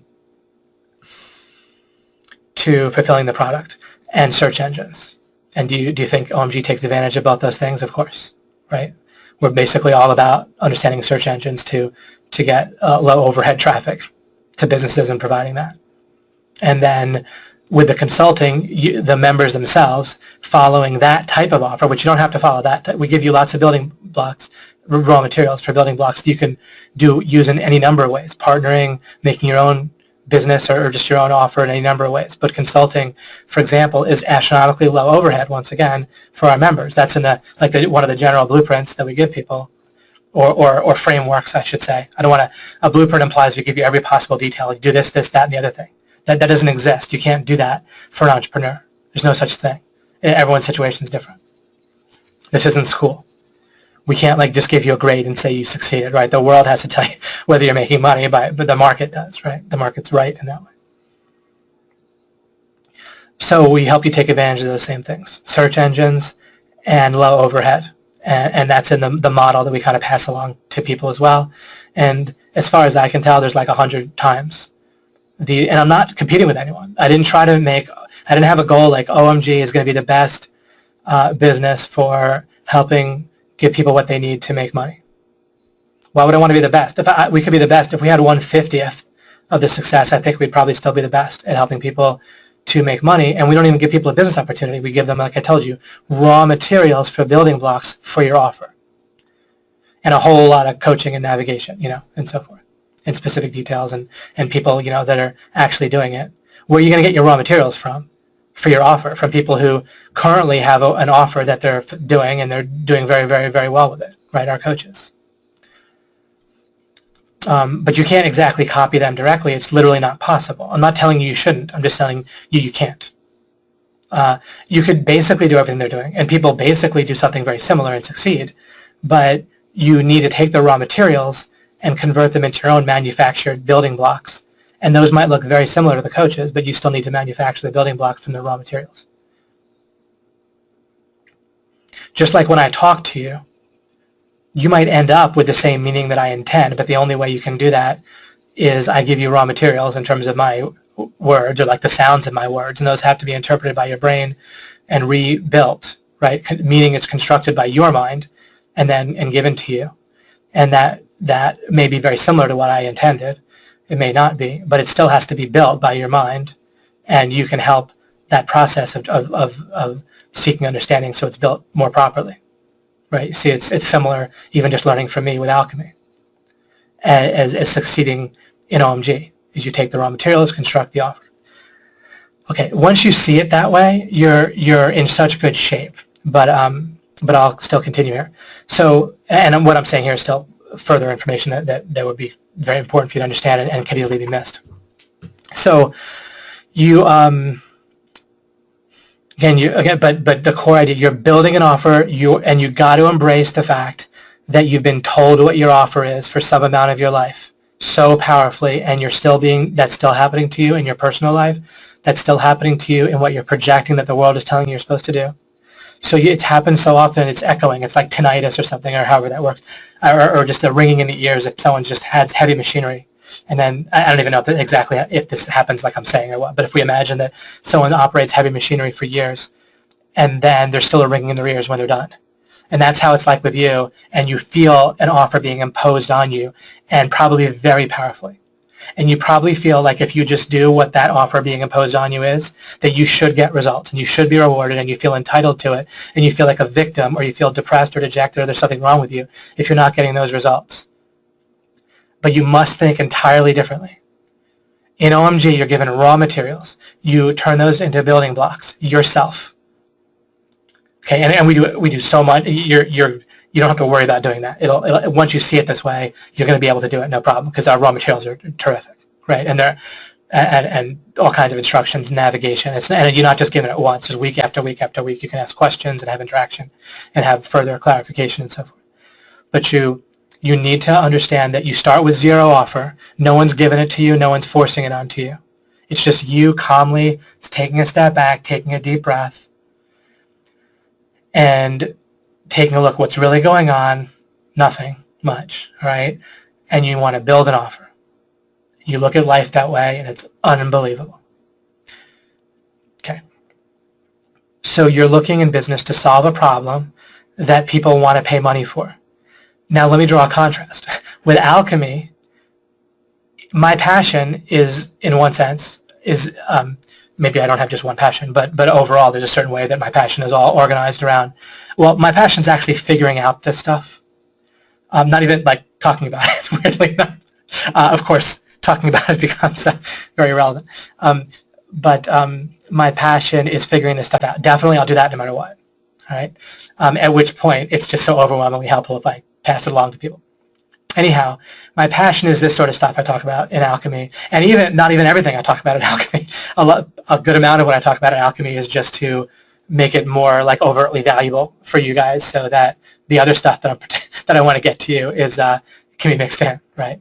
And of course, you appreciate it greatly after the fact. But the point is, I'm solving a problem that people don't really realize they want to pay money for, or maybe there's a bunch of people that do realize it, but overall, it's a lot easier to find prospects. And perhaps, again, perhaps it isn't easier. Perhaps I just need to look in a different place. But I started out on one track in the kind of, or at least for the last several years, I've been in the kind of general make money or giving people training regarding skills that can lead to be making money and monetization niche, so to speak. I don't really think of it that way. Like I don't think like, okay, I'm in this niche and therefore such and such, but just realistically, that's about the topic, and that's the type of thing that's on the minds of prospective people that come visit us, right, and join our email list. So rightly or wrongly, it isn't that easy to sell, like go overhaul your core beliefs in your life and you're wrong about, your fundamental understanding of the world and that sort of thing. That isn't like people aren't walking around, if people were walking around wanting that, they'd be thinking about it sometimes, right? And people don't hardly think about that all that much, although some people do. And if I present the offer in the right way to those people, then I can directly talk about this stuff. And I actually plan to in the future. I plan to build something that way. But when I had to do something to make money, then I wasn't looking to start that way, right? I was looking to start with solving a problem that was more overt. And then also it wasn't just that. It was just like that's what the other circumstances in my life, the connectors in my life, the people, just the opportunities that opened up for me were in this niche. Is kind of what it comes down to. And a lot of my business life is working with Michael Long, and that's where the opportunities opened up with him. And then he brought me in, and we kind of worked together and so forth. So that's where the path led, right? And maybe if I was even more enlightened and wise 10, 12 years ago, maybe I could have done. Of course, I could have done things even faster and maybe guided things to something I was more passionate about faster. Who knows? But there's still a truth, which is, at least as I could tell, it was solving the problem of I want to understand how to make money, right? And showing people an advantage, at least. Again, I'm careful, but even for legal reasons, but also just for framing for your own benefit and for everything to do with OMG. I don't like it presented as stuff your wallet. We give you instructions and you stuff your wallet or something like that, right? But anyhow, giving people an advantage, giving people training and teaching that will help accelerate them towards making money, putting money in their wallet. And of course, we actually achieved that result, even if I don't want to claim it in advance. With many people. We don't do it ourselves. People do it themselves. But of course, whatever, they came to be in a place to do that, and it worked. Anyhow, that's easier to sell. Right? It's a lot easier for people to pay money for the idea of making money or building blocks for them making money than overhaul your core beliefs and view of the world and model of the world. Even in this very webinar, right? I was needing to, or things I've said are about overhauling your entire understanding of offer from something imposed upon you to something you create.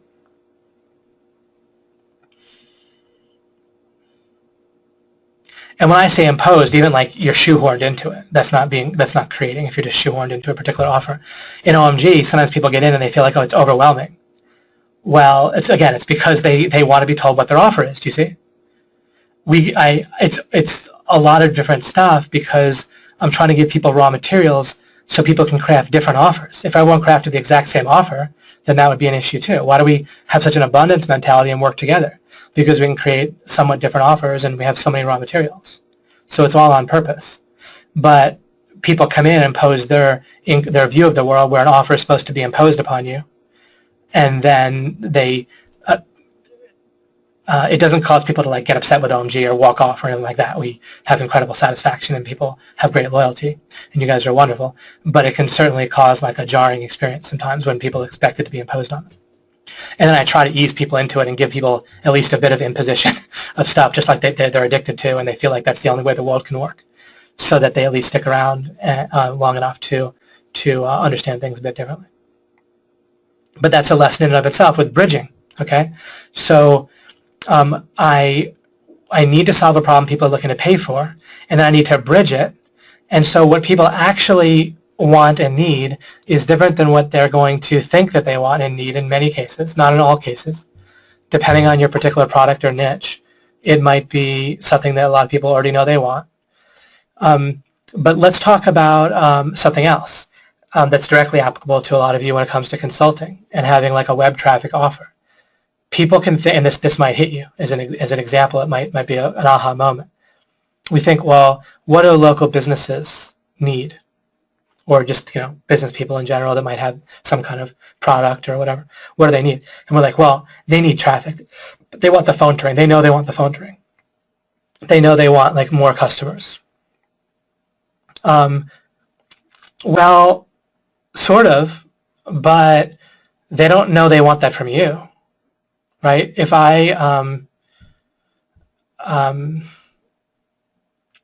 everyone that comes to visit, virtually everyone or everyone that comes to visit OMG, they want to make more money. Virtually everyone in life, right, wants to make more money. But think about in terms of bridging, that's not their most immediate problem. If they come to OMG, they need their problem is they don't know who to trust. Right? So a business leader, it's not that they just need like search engine optimization work done or web traffic work or more social media traffic. Their most immediate problem regarding that is they don't want to feel stupid also, right? Like they don't want to waste their money. They don't know if it'll work and that sort of thing. So that's really their problem that's most immediate, that if you craft your offer to solve that problem, then that's different. And now notice how OMG, now the offer isn't just we're going to help give you an advantage for making money. We have all sorts of context well, context, I don't want to skip to this word as much yet, but we have all sorts of things that directly address the problem, the issue of trust. Now, in one sense, yeah, the idea of trust is a known conversion technique, but I'm not really talking about a conversion technique or not. I'm talking about identifying the actual problem that people have, and I'm not just talking about having trust factors, right? I'm talking about like with an offer, you're actually fulfilling it. That's why I like this idea of offer. An offer is fully real. A trust factor doesn't necessarily solve the problem. Like a trust factor is like A+ rating for the Better Business Bureau or various testimonials and so forth, okay? A trust factor does not necessarily solve their problem. We are trying to actually solve these problems. And again, there's not one offer. There's a series of offers, even with a particular prospect or prospective client or prospective visitor to a website. First, there's the offer between you and them, or about maybe them opting into an email list, or maybe them doing another communication with you regarding being your client, if you're doing consulting. There's an offer for each step also. So in a sales funnel consists of actually a series of offers. So there's an overall offer, but then you break it down. Each interaction can also involve an offer. I might have an overall offer with my wife, right? And again, an offer isn't real just because it's written down, like I talked about with the marriage vows. An offer is it's an offer if it's real somehow, right? And one of the places it can be real is in someone's perception, right, in their mind, right, unless it's kind of ingrained and understood in the way. Someone's understanding of my offer might be different than what I think my offer is. In that case, there's two different offers, one in the other person's mind, one in mine. There's not an offer, there's two different ones, and they're going to conflict, perhaps, and that's a problem. So you need to boil that down into one offer, right, that matches in your mind and theirs, ideally. But also, so there's an overall offer with my wife in terms of our marriage and our relationship. But then I might make an individual offer, or she might make one to me, like, do you want to go on a date or go do this activity? Or come with, Chance is my name of my son, come with me and with Chance and me to this place, right? That's an offer. And I can reject it and everything can be fine and so forth, or I can accept it. But I'm just pointing out that you can have, there's micro offers, there's individual, there's offers on the way to the larger offer, right? It nests, there's hierarchical and so forth. As you know, to look for what's the offer, and is it being understood, is it bridging this gap, right? So solving the problem, of course, relates to the product part of product or service mostly, but don't just think in terms of synonyms or templates here. I'm relating these, but don't let it put it in a box. I'm reframing and kind of changing. I'm going from this product conversion traffic idea, which is correct, but I'm giving you another angle on it, and you don't want to remove the clarity or the additional angle by boiling it down into how you saw it previously. Okay, so let this further help your understanding and add to it, not just get marginalized or whatever into what I said before. So, but solving a problem, in one sense, it relates to the product, but then I just said their problem is their most immediate problem is they don't know who to trust, right? They don't know if it'll actually work. Like they don't know if you'll actually be able to get traffic to their site, and then they don't know if that happens, that those people will provide a good return on their investment, what they're paying you, and so forth. So you need to find a way to bridge that as best as you can. You need to solve each of those problems, and if you do, then you have like a sales process and an offer process, a fulfillment process that's really going to be great for you.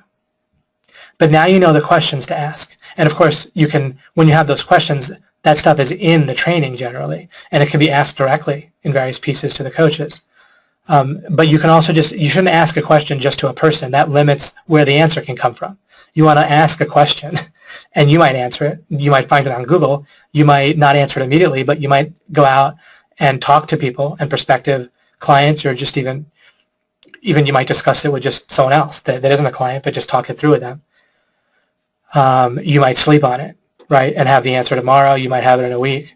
But you ask the question in general, and then you can ask it to various coaches, but you can also, just delve into it in a number of ways.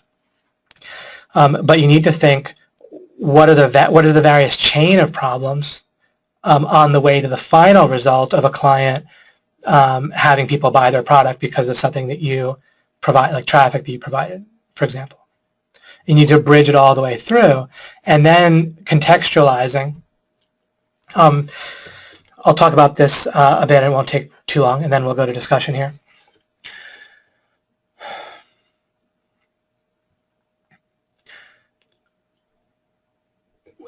One way to put this is you want to contextualize and look at what's kind of implied by your offer before the sale, and then after the sale, you also need to contextualize your fulfillment so that the person recognizes that your kind of sales offer is being fulfilled in your fulfillment, but then they actually are going to often want to get a result, and you might even fulfill what you technically said, but if you don't create enough context, they won't get the result.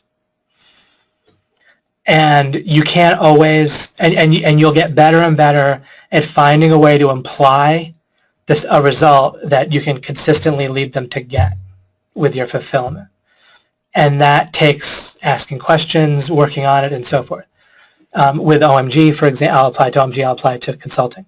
I'll start with consulting. So if you're consulting, especially if your offer is kind of vague, or if they're kind of projecting an offer on you and you're used to that because you've spent decades doing that, and you need to, anytime you've spent decades thinking of something a certain way, you need to stop, never think that like through a direct act of will, you can just look at everything differently. You need to realize that you're going to keep being dragged back into the habit that you're not only have you spent decades doing, but you live in a world where everyone else spent decades doing it, and then decades more, and they never got out of it, and they're still imposing that meme, that idea on you constantly. So you're in this like strong current in life of offers being imposed on people, and so are the people that you're selling to, that you're interacting with in business. They're like a fish in water with that. It's so overwhelmingly powerful of an idea that offers get to be imposed on people and projected on them. So the people that you're interacting with are going to do that. And once again, I keep coming into these things that help you understand Cotton's velvet rope teaching, for those of you who have that in the No Holds Barred program, where it's like keeping a prospective client and then an actual client within these velvet ropes. You create a system and a clear offer and communications, and it carries all the way through to the fulfillment in a way that you've planned out and that actually works for real people that buy your product. And we have something fairly similar with OMG, and we try to get better and better at communicating up front before people buy in a way that gets where they actually understand what they're really getting. Not just where they should understand if they read carefully everything that I wrote and thought about it from scratch with a clear mind and without templates and projecting all these beliefs they have about this niche and everything and what they're supposed to get and all that. That has nothing to do with anything we've ever said, but it's just projected, right? And people will say that, oh, I thought it was supposed to be this or that or the other thing, despite the fact that we fulfill everything that we say and more, and what we say is good. It's not like I not try to be tricky, try to be very much the opposite, right? We have, again, we have an issue where what actually gets results for people is different than what's normally done. That's why we get 100 times the results generally. That I mean, it's totally common. You can see even very, very good, helpful information products about making money online or setting up your internet business or starting it up or setting up a particular type of business on the internet. They'll have thousands of customers, and they'll have, like, if they have 5 or 10 testimonials, that's normal, and that looks like a lot. But how much is 5 or 10 out of several thousand, right? From about 10 is 1% of 1,000. And if someone, and many people have thousands, but if someone has 1,000 customers and 10 testimonials, it looks great. And I'm not even saying it isn't great. I mean, that's a legitimate product, most certainly, where they're really telling you something useful, and there's good stuff in there.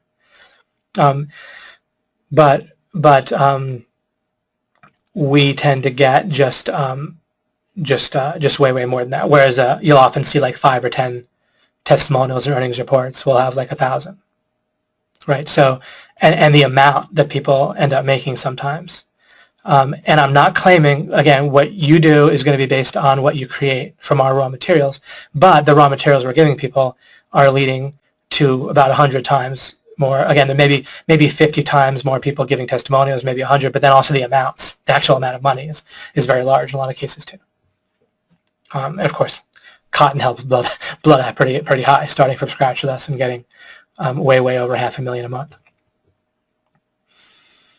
And of course, as I say, we do raw materials. Did he convert those raw materials into something amazing? Yes. Did he do that part himself? Yes. He did all the manufacturing, but the raw materials were there, and they weren't somewhere else. All right, so contextualizing is you need to think, what are people really getting in their heads about what you're going to provide? And what you'll also get to know is where common misconceptions are going to come into play. And you can design systems, like things that you'll say up front to a prospective client, things that we say in our sales process. Like there's nothing like we found that with the refunds, like we don't ship a physical product. And I also want to put my coaches in a good position. When I say mine, I mean the people I work with. I don't own them in any way, shape, or form. But the people I work with, I want to put them in a situation where they're not dealing with people with like one foot in, 1 foot out, and refunding, and then they feel like they didn't do a good enough job or something like that. Whereas those people are going to refund no matter what we did. And then those people carry a certain attitude along with them. The way to deal with that is to be clear about no refunds. If instead, when I tried, as I talked about earlier, when I tried saying we're going to match our claims, right? Because everyone gets the exact same product because it's online, it's a portal, right? A membership portal, right?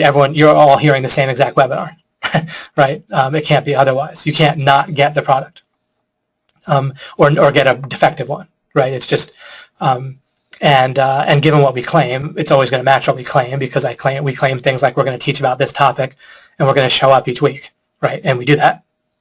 and so we're doing what we claim. And we're not trying to cut corners. That's our claim, and we do it. I like to have clearly identifiable things. That's part of the context. But there's nothing we could say in our refund policy if we said that we do refunds as long as we match what we claim, then you don't do a refund. But if we don't match our claims, then you can do a refund. That won't make a bit of a difference. That won't actually work. So since it doesn't actually work, we learn that and we don't do it, you see. And that's what I mean about it doesn't matter what you say. It matters what happens in reality. So you need to find whatever the context, the things to say, the number of times to say it, the ways to say it, the ways to present it, and it might not just be saying, it might be a presentation, it might be, whatever. But one way or the other, you need to, they need to get in their heads, right? The person that you're doing the offer with, that's accepting your offer, what you're actually going to do to a decent degree. And one hint there is you want to try to find things that are identifiable easily on the surface. If I say you're going to make money, they can't get in the product and see that. And of course, it's also something outside of my control. Right? It's also something fraught with legal issues, right, on top of that. But even outside of that, I wouldn't want to do it at all because it's not a result people can recognize, and it's not something I can control. One of the things Cotton does is he sends a report every single day. He has a pro auditor service he uses that sends clients automated reports every single day on the progress. And that creates a context that in real life helps with the whole situation with the offer, do you see? So in reality, it contextualizes things, and in this case, it contextualizes it after the fact. And he tells them ahead of time, I believe, that he'll do that. But then, so part of the contextualizing comes afterwards, and part of it comes ahead of time. But it all needs to be contextualized so that the person has a close enough idea. And sometimes I've given the illustration of, in life, sometimes you need to exceed a certain threshold or hit a certain target. And if you hit a target, it doesn't matter if you hit the center of the target. You just need to hit somewhere in the target, and then you've hit it. Or with a threshold, you don't need to exceed it by a very high amount as long as you exceed it. So when I say that they need to have a good sense of what your offer is, they don't need every single possible detail. You don't need to hit a teeny-weeny target about what you're going to fulfill.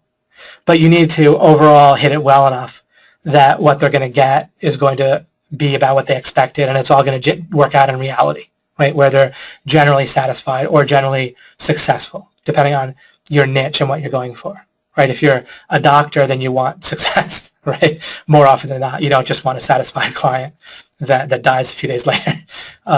You want success, right? With our industry, the niche that we're in, you want success, right, to a decent degree. If everyone was satisfied but nobody was putting our raw materials together to actually monetize for themselves over time, and I'm comfortable with it taking 6 months or a year for that to happen. For God's sakes, people go to school for freaking 2 decades, right? And they go to college for 4 years, and then they go to school after that, or even just a trade school can be a whole year. So this idea that it has to be 3 months, I mean, give me a freaking break, right? But I'm very comfortable with 6 months to a year where people are monetizing, where a decent amount of people are monetizing, right? And then otherwise people are satisfied. They're building something that's going to help them, right? The stuff people are learning is going to help everyone. How quickly they'll monetize it is a number of factors, but some mixture of success and satisfaction in my niche. But I want success too. I don't just want end the result for a decent number of people, right? A good chunk. And we have hundreds and hundreds and hundreds and hundreds out of just a few thousand members. So that's a good chunk. And again, and not that I want to compare with other people, but when you're 50 or 100 times more than the nearest competitors, as far as I can tell, maybe I'm wrong about that, but as far as I can tell, then again, you're doing well. It's still, whenever I spot opportunities for doing it better, I generally take advantage of them if the cost of it is at all reasonable. And I have done and continue to do things, even doing Alchemy here, right? This is presumably going to increase success of people. It clearly has. I've gotten a whole bunch of reports from people saying that in addition to everything else the coaches have done, that is clearly critical as well. I'm not taking credit. But the blocks that were broken and the understanding and everything from Alchemy was one of the critical parts that made it possible for them. And that before Alchemy, despite everything they had, they were blocked, and then Alchemy unblocked it. So the resources, I'm putting a lot of resources into doing Alchemy, but for me, it's okay, it's reasonable, and there's reasons why I want to do this anyway, and that helps success, right? There really not much about Alchemy actually makes me money, right? Like for virtually everybody on this webinar, you didn't pay money specifically for Alchemy. It became as part of something else that you bought, that you generally bought for another reason besides that. And maybe Alchemy was a little bit of what you thought, you were excited about getting in some cases. In other cases, you didn't even know it would come, and it came afterwards for many people listening as a total bonus. And that's how we do things at OMG. That's how I do things. So I will do more to get results, but I'm not going to give myself a heart attack by trying to hit 100% of something I can't control, right? So you have to, again, resource management. You try to kind of maximize the bang per buck within reason.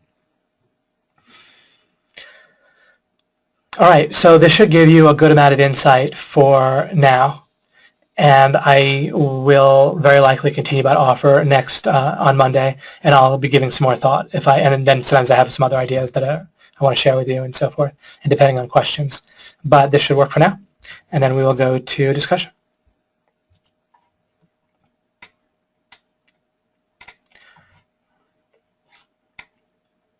Right, thanks, Mike. Mike got the Amazon reference here for Joy Incorporated. Really an extraordinary book, and it'll give you a lot of thoughts.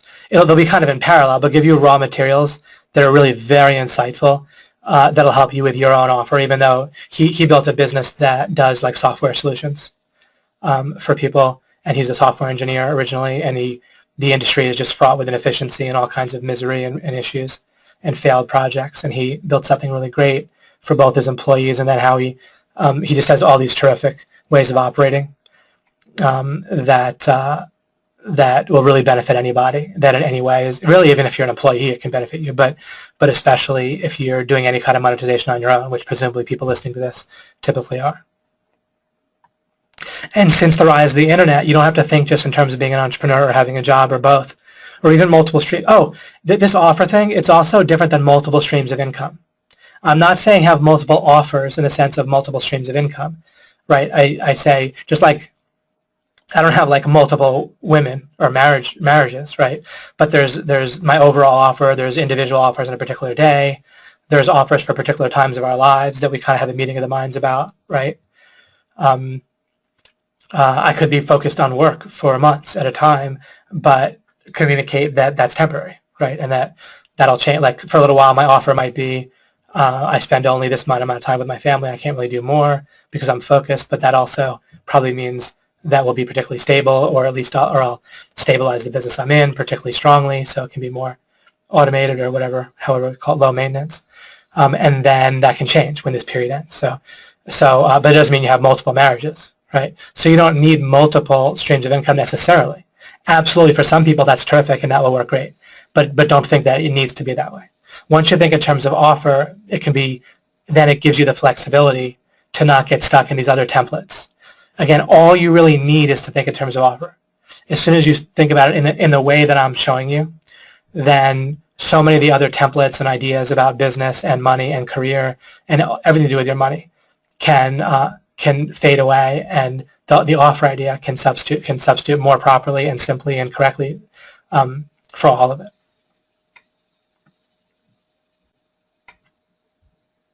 Great, we've got a problem solved there.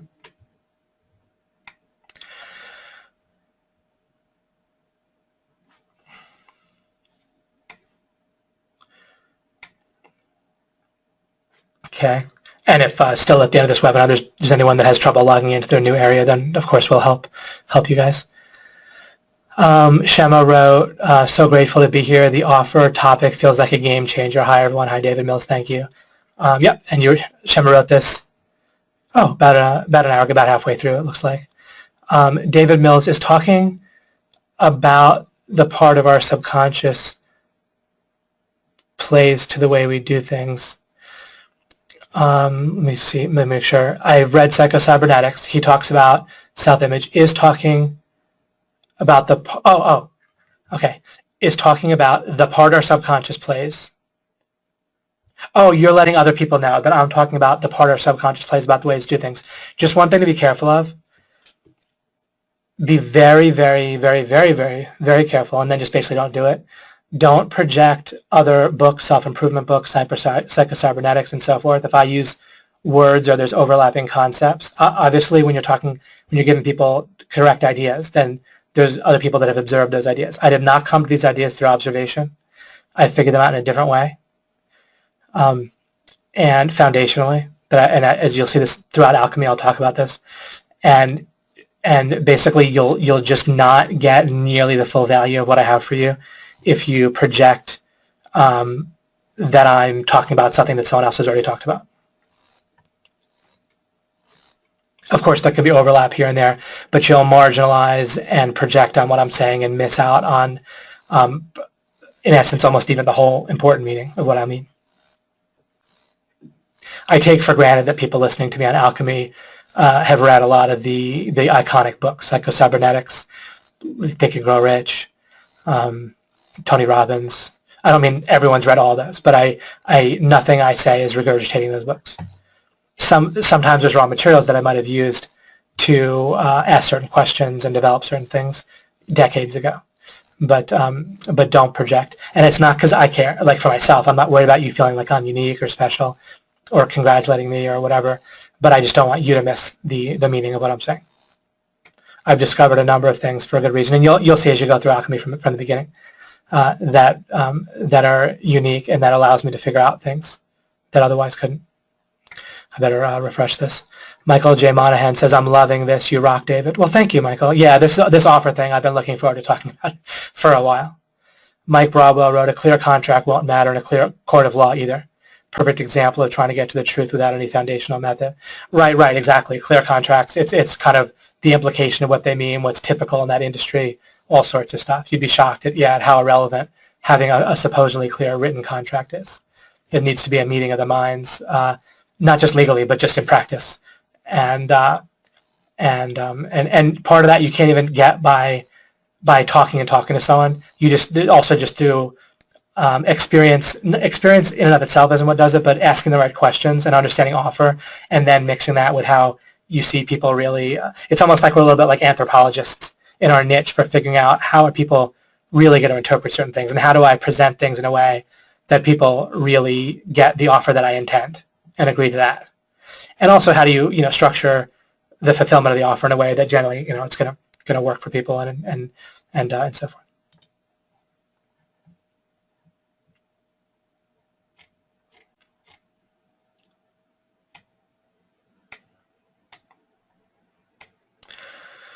Mike Broadwell wrote, breatharians supposedly live off air and sunlight. Right, exactly. Although I've heard some tragic things about people trying to do that as well.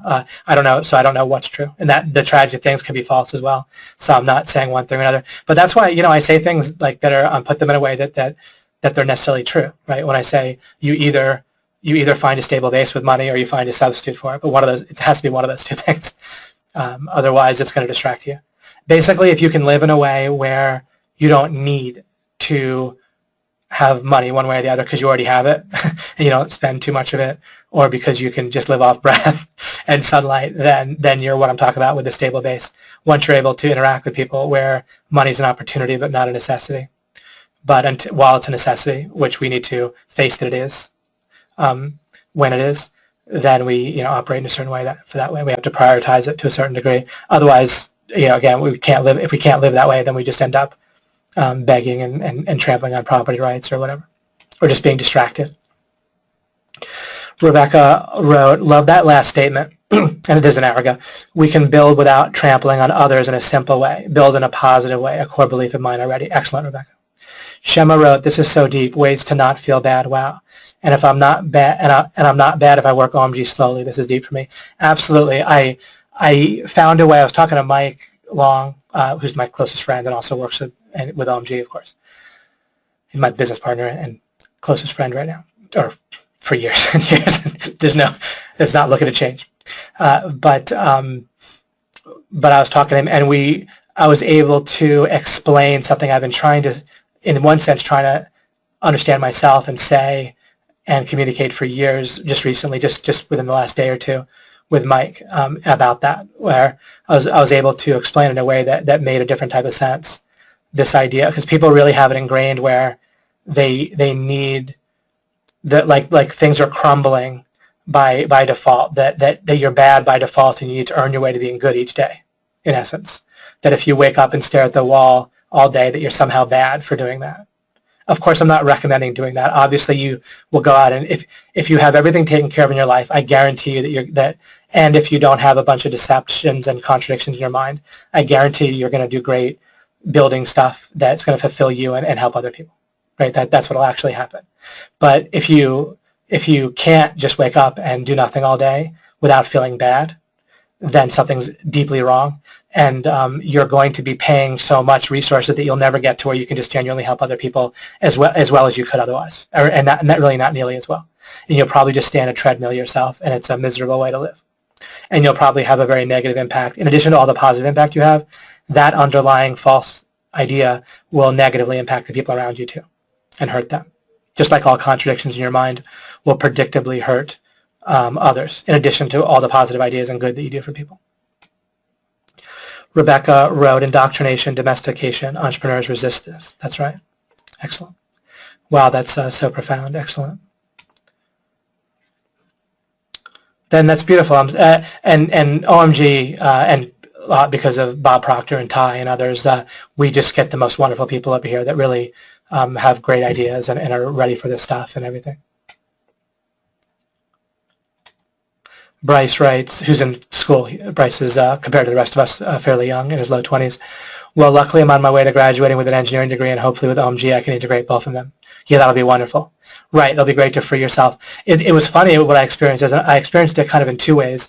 When I moved out of my house, and I have wonderful, loving parents who are together and had love for me and each other, and raised me terrifically. But of course, like all parents, they don't do things perfectly. And with, I realized, like, wow, if I move out of my house, which I did after college, and in college I lived at college, except in the summers, but if I'm living in my house, then I'm basically bad all the time. Like, I'm just bad for all these little reasons. Not like terrible. I wasn't abused psychologically at all. I was shown love. Again, my parents are wonderful. I love them and like them and care about them. But there's still a way that I would just be bad, right? If I don't go do this, if I don't do that, here and there. If I play a computer game, I told my wife when I married her, I said, as long as I take care of my other responsibilities, if I have enough money, at least for myself, meaning that I didn't promise that I would take care of her financially as well, but neither would I mooch off of her. And I do now, right? I never meant not to, but just that I wasn't going to promise that up front. But as long as I make my share of the money, and I spend a decent amount of time with you, that if I want to play computer games otherwise for like 10 hours in a day, then I want that to be fine, right? And that's just kind of and that's like a specific example. It's not just that, but if someone's going to say yes to that, they understand the offer, right? That if I fulfill everything I'm supposed to, then I'm not bad. You know what I mean? If I take care of the stable base, once again, this is holographic, it iterates. Even with a client, right, with anything, if you take care of the stable base, right, then you're not bad anymore. Then there's opportunities for good. I try to do the same thing with OMG prospects and members, that here is what our offer is. If we do that, we're not wrong. Then we happen to do a whole lot more. But we don't do it in order to, like, get to satisfaction. If someone needs that to be satisfied, they misunderstood, and we could have maybe communicated better, but we hopefully are pretty good at communicating these days. But also sometimes people project no matter what you do, and then I'm not going to feel guilty. And I'm not going to, what they do, again, I make sure I have a way that I can make enough money regardless of people that'll just project. And the business works great regardless of people project the wrong thing on our offer, and they generally don't these days, and we have a great experience and sky-high satisfaction. But if I have the baseline, the stable base always, with anything, there's a stable baseline of if there's this, then there's no more bad. And people in OMG who have been here for a while or whatever, or months, can testify, I'm sure, that we do way more than that. And Alchemy itself is way more than that. It wasn't promised to virtually everyone on this webinar, and it's a lot, right? And so there you go. But it's good. I want it to be good, and I'm almost looking forward to doing the 30 webinars that I said I would do, because once I said I would do it, then I do kind of have to do it, right? And I'm looking forward to that in a sense. There's benefits. Sometimes you agree to do something because there's benefits to entering into a contract, just like with marriage, right? There's great benefits to commitment and mutual commitment. So there's benefits to me committing. That way you could commit as well to being on these. You can clear your schedule. If I said, well, I don't know when I'll do webinars or whatever, then I wouldn't have the same commitment from you guys. So I wanted a mutual commitment, so I committed to 30. But I'll also, just like going on vacation and coming back, you enjoy the vacation and you enjoy coming back, or vice versa. I enjoy the mutual commitment. It's great. And then when that ends, I'll also enjoy the fact that now any possibility of bad will be gone.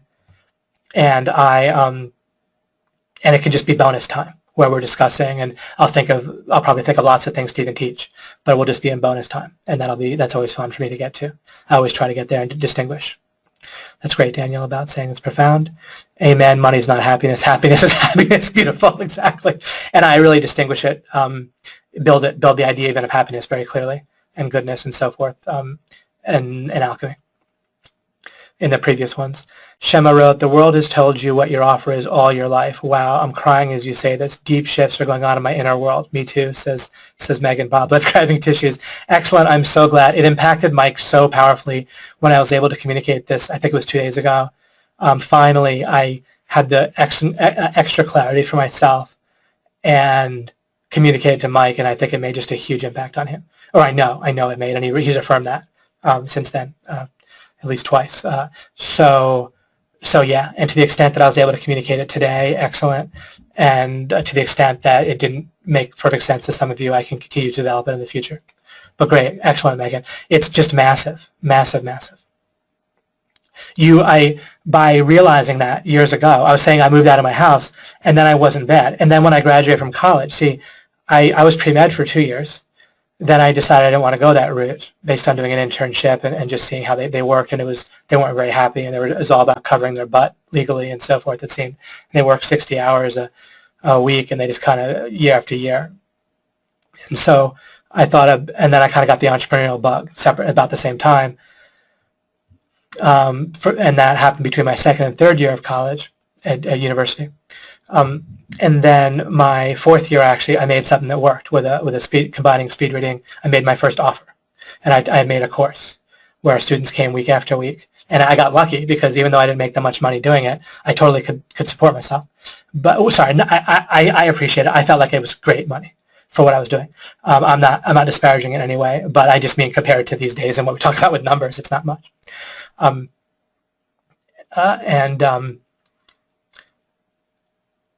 But I also got lucky in that at that time it was scaling like, oh, maybe I can make it into a franchise and have other people do it, and that was the only way to scale, and I had no idea how to really do that. It didn't really work when I started to try to do that. But then the internet came, and I had all the skills for an actual information course that worked, because I was used to people showing up when they bought a course. It's not like marketing a book where 5% of the people open it. I was used to whoever signed up for my course, because they're college students, are used to coming and they're paying money voluntarily to do my course, which wasn't, it was I did it on campus but not through the college. And so they paid me directly, and I taught them how to read faster, genuinely, because I had learned the same thing in the summer before. And then I learned other accelerated learning techniques and memory techniques, and they would come week after week, and they would actually have to get results, because I see them week after week. It's not just like a weekend seminar and they're gone forever, and they give me a testimonial, oh, it's great. They had to come week after week and actually get results, and they would actually show up. So my idea of an information product is people actually all open it and use it, and they show up week after week. And that's just got ingrained in me for literally 10 years. Then the internet came along, and I just, and for many other reasons that I developed with the mind, and accelerated learning is a lot, and my curiosity led me to understand a lot about the mind and success and develop a lot of my own ideas and what really it takes and so forth. And then I worked it into a program that, again, actually gets results for people. And again, where people come week after week, because the coaches, they show up week after week. And so it's a very different mentality when you show up week after week as opposed to showing up like once, or for a weekend seminar, or just making a recorded product, and maybe hiring someone to do question and answer. The actual people, the same people are providing the information and showing up week after week and talking to you week after week. And then they have to deliver. And they're the kind of people that then, in the first place, they're amazing people to start with. I don't mean like they're just so motivated and wonderful. And you get the people that are willing to do that in the first place, that are really, really rare people to show up week after week and such. Christos wrote, there was abundance and much was taken, and still there was abundance. Brilliant self-image lesson, thank you. Thanks, Christos. Bryn writes, could building blocks for an offer be organic traffic? Like search, that means like search engine traffic. And then you can be flexible in stating that this time it's Google, but if you have to change the source, then you can change the source. Is that kind of looking? Right, absolutely. So you as a person, so you're like, let's say you're an OMG or in NHP where we teach Google SEO. Then you can learn how to do Google SEO. Part of the building blocks are what works right now. Part of the building blocks you're building without hardly even knowing it for your offer, which is like the very, like the kind of the meta ideas of how, like what types of things work for search engines. And then Google might change here and there, and then some of the specifics might change. And then you don't feel like you want to feel inherent within this model is a sense of flexibility for yourself, right? Often people, without realizing it, they build things in a way where change is a real problem, psychologically and actually. When you just have the mental image of building blocks, then change is worked in, where you get further and further ahead. You're like anti-fragile. Things get battered around and you're stronger because you're used to the idea of building blocks. When there's change, there's new building blocks to be built. Now, to the extent that there's competition, okay, then you have building blocks that the competition doesn't have, right? People that are new they haven't heard me say that if there's a problem that isn't solved yet, then there's no relevant competition anyway. I don't personally, I can testify, I don't think about competition. I'm not on people's email lists that are in my niche, so to speak. I don't even think of it as my niche. I don't think of it as I'm in a niche. But just for the sake of talking to you guys, people that other people might project are in the niche that I'm in with OMG. I'm not on their email list. I don't want to hear about them. Not interested. There's a problem, right? So people want to understand how to make money better and want to understand how to get web traffic. And as long as people want to understand that, then this competition is not relevant. There's a problem that we're solving. We're helping to give the raw materials for that.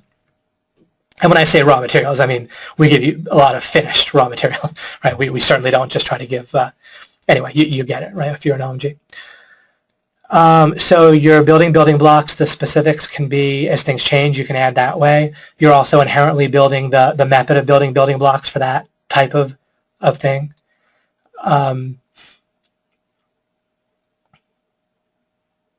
And that's an example. And then, right, but you can have something with a client where they understand your offer, like, and it depends. You have to experiment in real life.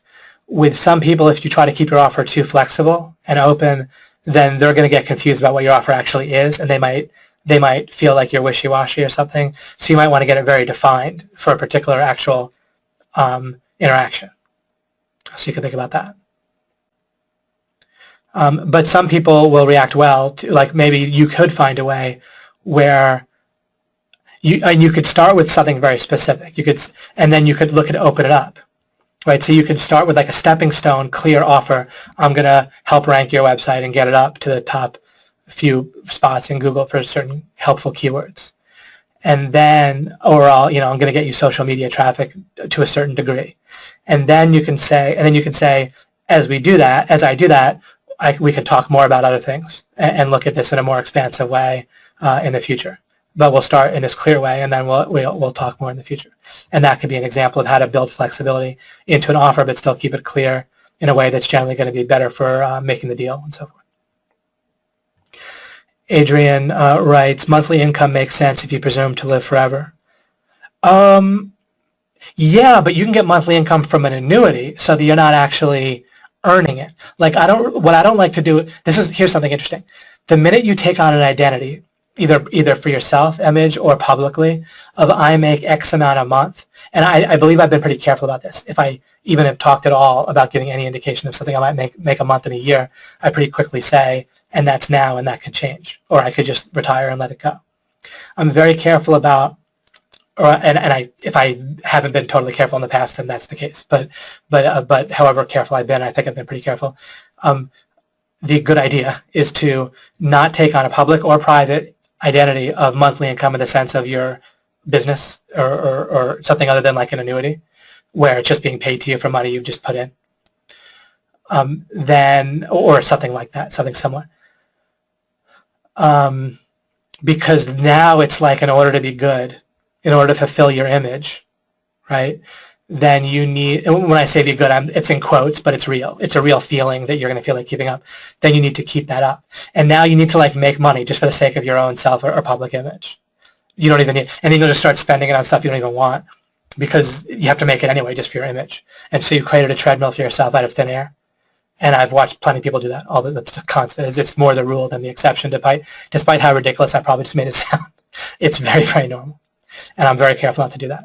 I like to have my monthly spending, be, well, I don't worry so much about what I spend this month or not. I do. I'm careful, but I don't worry too much. But the fixed expenses, just like with OMG, but in my personal life, I try to keep the fixed expenses down. Jamari wrote, Mike Long broke it down on a whiteboard at Ty Lopez's house. He said to get to 3 million and you're good. You don't have to wake up and do stuff you don't want to do. That's correct, and you could lower that if you want. 3 million is the number, and I worked that with Mike as well, and that is the number that I kind of use. But you, if it's going to be close, I mean, you could do it for 2 million without much of a problem. You just spend less. But in that neighborhood, there's not much difference between making 2 million and 3 million. There's a big difference between making like 50,000, 100,000, or whatever. But once you get to 2 million, then 3 million is usually you almost can't escape getting to 3 in a lot of cases. But if I were to redo it, I might say 2 or whatever.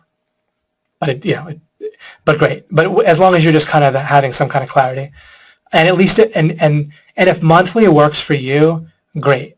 And it might work for certain people. Like people that have a genuine passion that they're turning into income, which I, again, just don't really. And even my passion, like with what I'm talking about, roughly like with alchemy and law of implication, I don't want to have to make money with it, because if I do, it can affect my decisions in a way that there's kind of like 2 active goals at once, which I have advised you in previous alchemy not to have, right? And I've referred to it different times as well, so you guys are familiar with that.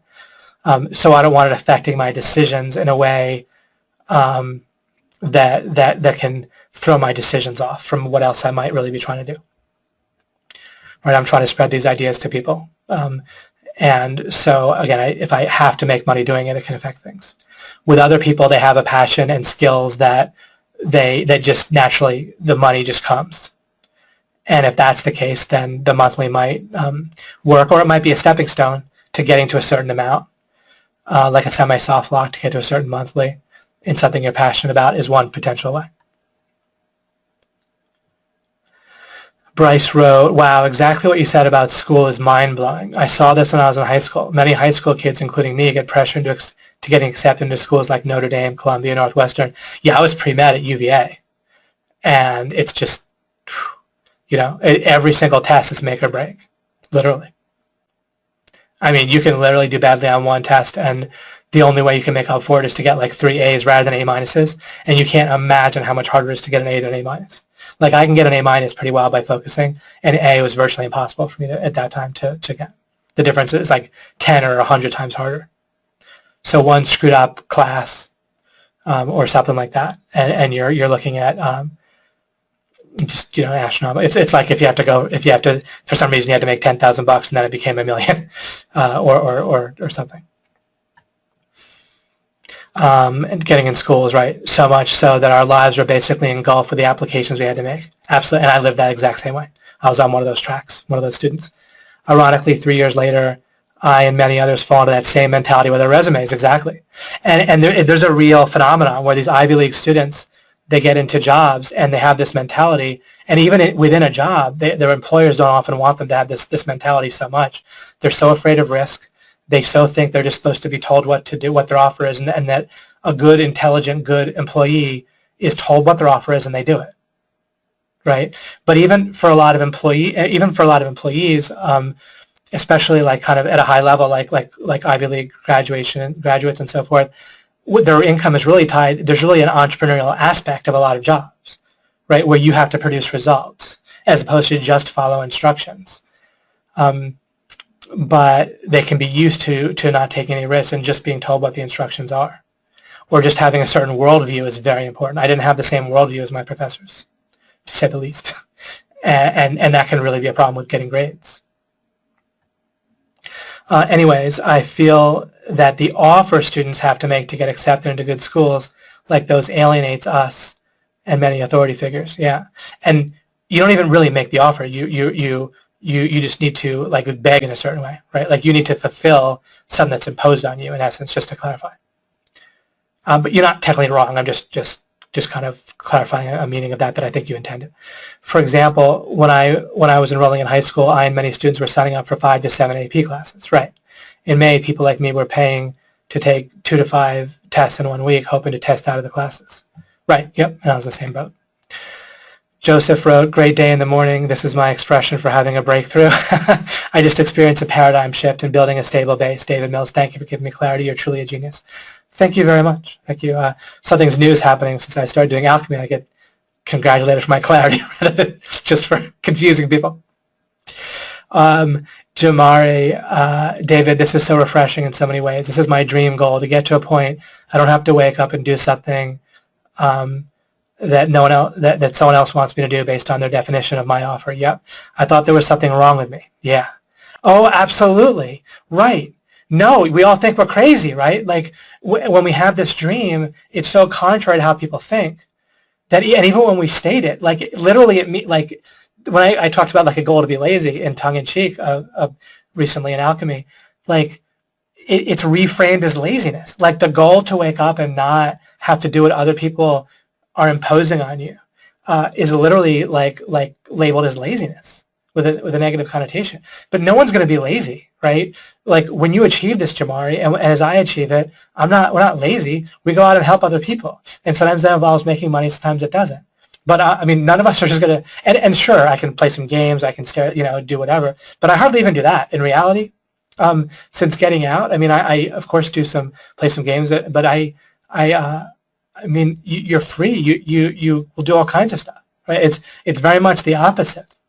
People are functionally lazy in a sense when they haven't achieved this. I don't really mean it like that, but if anyone's going to be called lazy, in terms of, at least if we think of it, what does lazy mean? I mean, it basically means you're not helping yourself or others, right?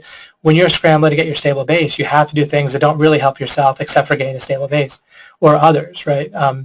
That well, like at least for me, I can help others a lot better if they're not telling me how I'm supposed to do it. In essence, I certainly want to listen to what they think, right, about what might help them, but people don't know what's really going to help them, in many cases. Nobody asked me for like alchemy specifically, right? Like these ideas are all constantly paradigm shifts and new. I needed, even when yeah, exactly. Yeah, the bad person syndrome. This is really, really, really powerful as you get the bad person idea. If you're bad by default, right, and that means that you need to feel like you could stare at the wall all day, and that's okay. And then you won't, don't worry. But that's just like a simple mental test, like what do they call it? The acid-base test, pH test. Frig, after this I may get married again. That's great. I achieved this, by the way. We really, except to like a really negligible degree, neither of us deal with each other on the level of you need to do this, that, and the other thing. Right? I was clear about what was important to me, right? I basically wanted like romantic intimacy and someone just kind of watching my back a little bit overall in life, like just kind of having an eye on things, like even just paperwork stuff and things like that.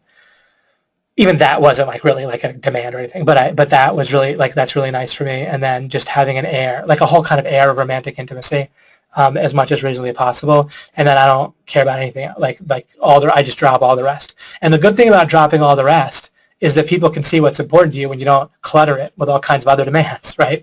So the only thing I want is an air of romantic intimacy, and then generally being able to keep an eye out for things in our life. I'm not going to tell them they're bad, like even for those things for the most part. Although you look at, again, how do you figure this out? Just like with the internet where I figured out search engines and low overhead, how do you figure out what really needs to be there in a marriage is, well, what are you making sure to give up for anyone else, right? The only real promise, you promise to stick with a person in general, but then and like kind of support them, right, in some sense. And that's kind of looking out for each other, right? And then you promise not to be intimate with other people, right? And so if inherently it makes sense, right? If I'm giving up the opposite, then it makes sense that sexual intimacy is something that's reasonable to want in a marriage as part of like an expectation. Not where you're like getting upset or overly obsessed with it, but I just mean having an air of it and having it generally be there.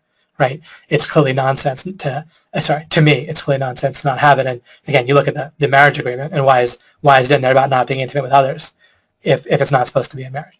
But then you boil it down to that, and that is what I really want. And I don't clutter. I don't care if, cooking is a total joke. Okay, look, you can go out and there's a zillion restaurants. There's not like a whole bunch of brothels on the street unless you live in a particular places, right? But there's restaurants. Why do I want the person to cook for me, or my wife to cook for me? If it happens, I can appreciate it. But otherwise, I just go get a restaurant, and it helps me to think about things anyway a lot. When I even eat alone a lot, just because I like it. I like to. It's much easier to think through things when you're eating, at least for me. Because otherwise, you just want to do stuff. Your body just wants to do stuff, and it gives you all this idea, do this, that, and the other thing. Or of course, you just get coffee, or you can do other things. Sherlock Holmes would smoke a pipe. And you can take a walk, you can jog, you can do healthy things too. But that's an aside. But yeah, I mean, but just you look at it, right? And there's restaurants all over the place. Why would I need cooking? Why would I need anything else like that? Again, you can appreciate those things, but they're not part of the stable base offer. And then the stable base offer gets really simple. I didn't have a whole list of things and that we agreed upon. What we agreed upon, besides I said that was important to me, for myself, I said the thing about games, where if I fulfill my financial responsibilities, which is just basically taking care of my part, and when I became a multimillionaire, that changed. Of course, like she doesn't have to work now and so forth. It worked out great. And I always, that was just the stable base, right? Just like with OMG, I do much more than that, but voluntarily, okay?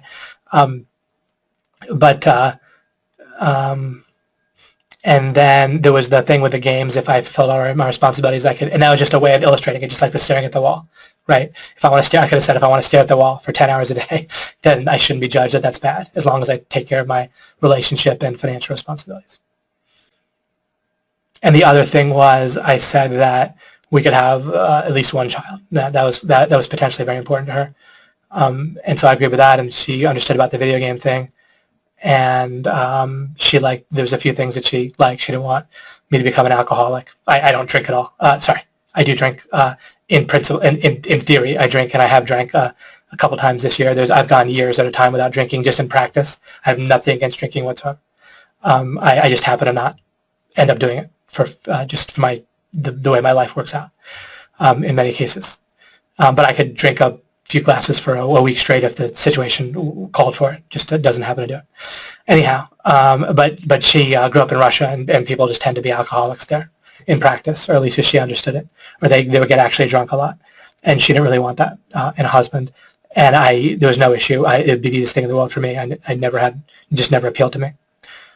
And so it'd be like if you just don't like swimming, and they said, I don't want you to become obsessed with swimming. You'd be like, all right, no problem. So no value judgment in general with that. But that was just things like that. There were a few things that was important to us, very few, and we made those work clear, and that was that. And it wasn't like we were on the fence about getting married, by the way. We clearly wanted to be married. We hit it off very quickly and never had an issue. We very much liked each other, but then we still clarified those things. That's all.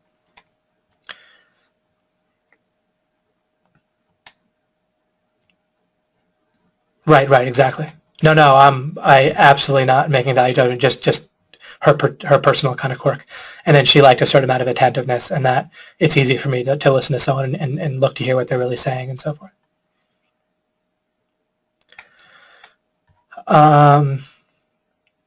Bryn wrote, and actually, yeah, it's almost better for me not to be with someone that really is really into cooking in a way that they'd be disappointed.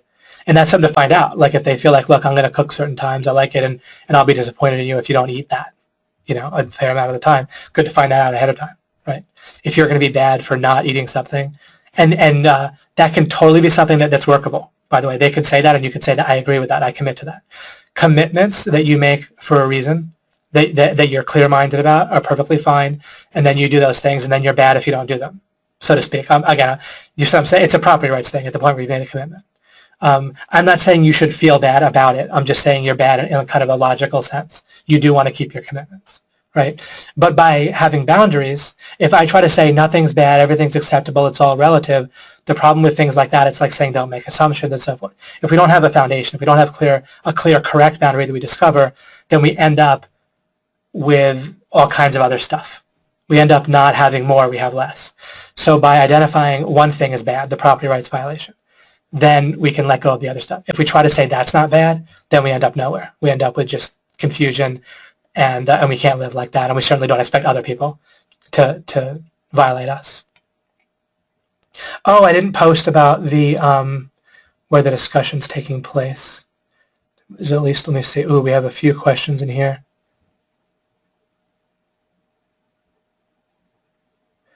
Great, just saying hello. Will you write the name and title? Please, what did I miss? Just got in. Oh, I want to tell people that we do. Thank you so much. Great. I want to, just from so what Sean wrote in the question. There weren't many. Good. So, and of course, it's pretty obvious just for what's on the screen, but we're an OMG Way Facebook group doing discussion. That's the only place where I do discussion. Otherwise, if I try to have it in both places, I end up forgetting one of the places. Can't fail if you're building, fail forward, Cotton's words. Excellent. Exactly right. Bryn wrote, so people in general spend way too much money in the hopes of being liked or because it's something they should do or because of an incorrect self-image instead of just not trampling on property rights. Exactly. Right. You can do all those things to have more good, but you don't want to have all these things you need to do just not to feel like you're a bad person. The only thing that will make you, nothing will make you a bad person in the future. The future doesn't exist. And nothing makes you a bad person in the past. The past is over. All right. But it is bad to, it will predictably lead to bad if you trample on people's property rights. It's just a law of non-contradiction. If we look at the opposite, that people have, if we take on the idea that there's no such thing as people owning property morally, then that's nonsense. None of us can live that way. It means we could just rape whoever we want, take anyone, cut off people's arms, light them on fire, light their houses on fire, move into someone's house, take their money, etc. It's just nonsense, top to bottom. And if we start trying to make exceptions and so forth, it makes no sense. How does an exception, if an exception can happen by what someone else thinks of, if someone else could just come up with some use of my property that they're sure is better, if that's all it takes to take my property away, then I don't own my property. Someone just has to come up with a thought that they have a better use for it, and then they're able to take it away. That makes no sense. That devolves down into no property. So it has to be the case that we own some property rights. And so it's just a contradiction, and contradictions lead to bad. Christos, right. And again, the point of that is not to be moralistic, of course. I do that to free you up, right? And of course, we want to spread this so that other people don't. The reality is, and you'll see this, the more money you make, and the more stuff you have out there, right? The more you have a website, there's visitors, the more you have things that are kind of valuable, the more you'll see that people are very interested in, not people in general, but enough people are totally fine with trampling on property rights in all sorts of ways, as long as they can feel like they have a better use or it's not really hurting you. In one of the early alchemies, I talked about why I don't teach my son Chance, not to hurt other people. Of course, he shouldn't hurt other people, but I frame it in terms of property rights. Their bodies, their property. They don't have to be hurt, because if it's only wrong to hurt other people, not to violate their property, then now we have to be victims all the time. I need to dramatize how I'm so hurt by someone taking my money or not completing a payment plan that they promised to pay or anything like that. Well, maybe I'm not hurt by those things, but it affects, like we still, property violations have a ripple effect, and they might hurt me, they might not, but I don't need to get extra hurt and dramatize about it just in order for people to respect my property, right? Even if someone raped me, which they haven't, but why would I have to feel like people feel extra bad about it because of the ripple effect of the idea that they were taught at young that you're not supposed to hurt other people? So they need to feel like they're more and more hurt subconsciously in order to have justice, in order for what the other person did to them to really be wrong. And it is fully wrong. It doesn't matter how much you're hurt, it's fully wrong. And that keeps you from having to be more and more hurt just to make it wrong. It's fully wrong all by itself to trample on someone's property rights. And again, I'm not doing that to moralize. I'm doing that to help protect us by saving that, by spreading this idea, and to free you up from the 1,000 other things that aren't real, that we feel like are moral. Carolyn wrote, and because that matters massively for business, right? On the surface, it doesn't sound like it's about business, but I think a lot of us understand now it's very relevant for business because for many reasons, and one of them is that it clutters us up. We spend so much of our resources, including our focus and time, trying to be good to all the people around us. And to people in business that accept our offer, right? We'll do so much stuff that we didn't expect to do. We'll burn ourselves out. We won't be able to make the offer that's really going to work. We won't be able to fulfill the offer for more people because we're busy just fulfilling an offer that's someone projected on us and doing so much work for one client, right? And Cotton describes his exact technique for doing this with velvet ropes, right? But then I'm giving you the deep ideas that also help support it. And it all works together. Carolyn wrote, wow, I just had a light bulb go off. This is an hour ago too. On more than one level regarding a stable base, David. Amazing. Thank you. Yes, mind blown. I'm free. I need to calm down. It was not disconcerting until I got seriously ill. Oh, my best wishes with recovering, if you haven't already. I have more than one passion. I have the blocks. Everything is learning. I always get up and learn from it. Okay, I will stop. Right, and understanding, right? You can learn, and half of our learning should be, and I think you mean this, I'm just clarifying for everyone, half of our learning, at least, but it's a good rule of thumb, should come from getting on the field and playing. Like half of your learning should come from actually building a website or social presences or Amazon listings or going out and getting clients. We don't just learn how to do sales by reading about it. We go out and we work at either sales or a substitute for it. I'm not above it at all, but I don't do a lot of like one-on-one sales or hardly any of it. But it utterly valid for plenty of people. It's a great idea, but there's all kinds of alternatives. I also just want to make it clear that in OMG, we're not forcing you to like do sales. Most make money programs or business opportunities, which again, it's not like we're that, but we're projected upon to be a similar niche. They boil down to conversion training and sales opportunities, right? You're like given a product, you're given in your traffic is just supposed to appear magically, and then you just have to be about sales. OMG is much less about having to make up all the difference with sales. Instead, you build on your offer.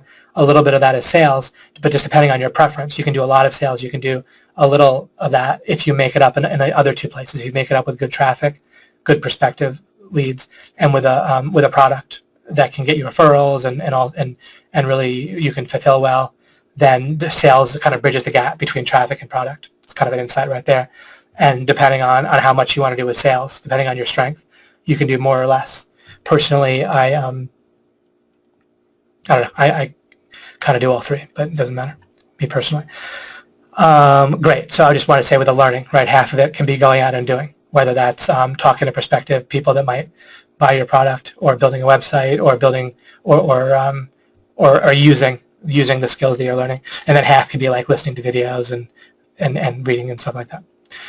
And all of it you're learning. My point is that you learn by doing and you learn by listening, and at least about roughly as a rule of thumb, half and half might work, as long as you're doing both, of course. And if you're succeeding, great, but if you're not, then make it more balanced. Everything is learning. I always get up and learn from it. Okay, I will stop. I'll be listening to this again. Michael Long, I've been immersed in alchemy as you suggested. Thank you so much, David. This is just changing everything. That's so wonderful, Carolyn. I have to credit also my grandmother, who said he lived past 90 and was told me that you're always learning, David. You're always learning, and that really had an effect on me. She was a very, very, very close person to me growing up and a great mentor. Michael Monahan said, "Golden key: focus on what you know." Absolutely, yeah.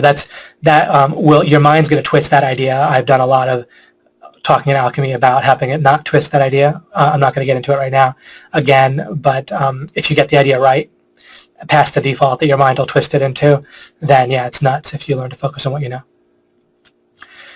Be careful about projecting on what I'm saying. If you're new to alchemy, I don't exactly just mean be present in your thoughts.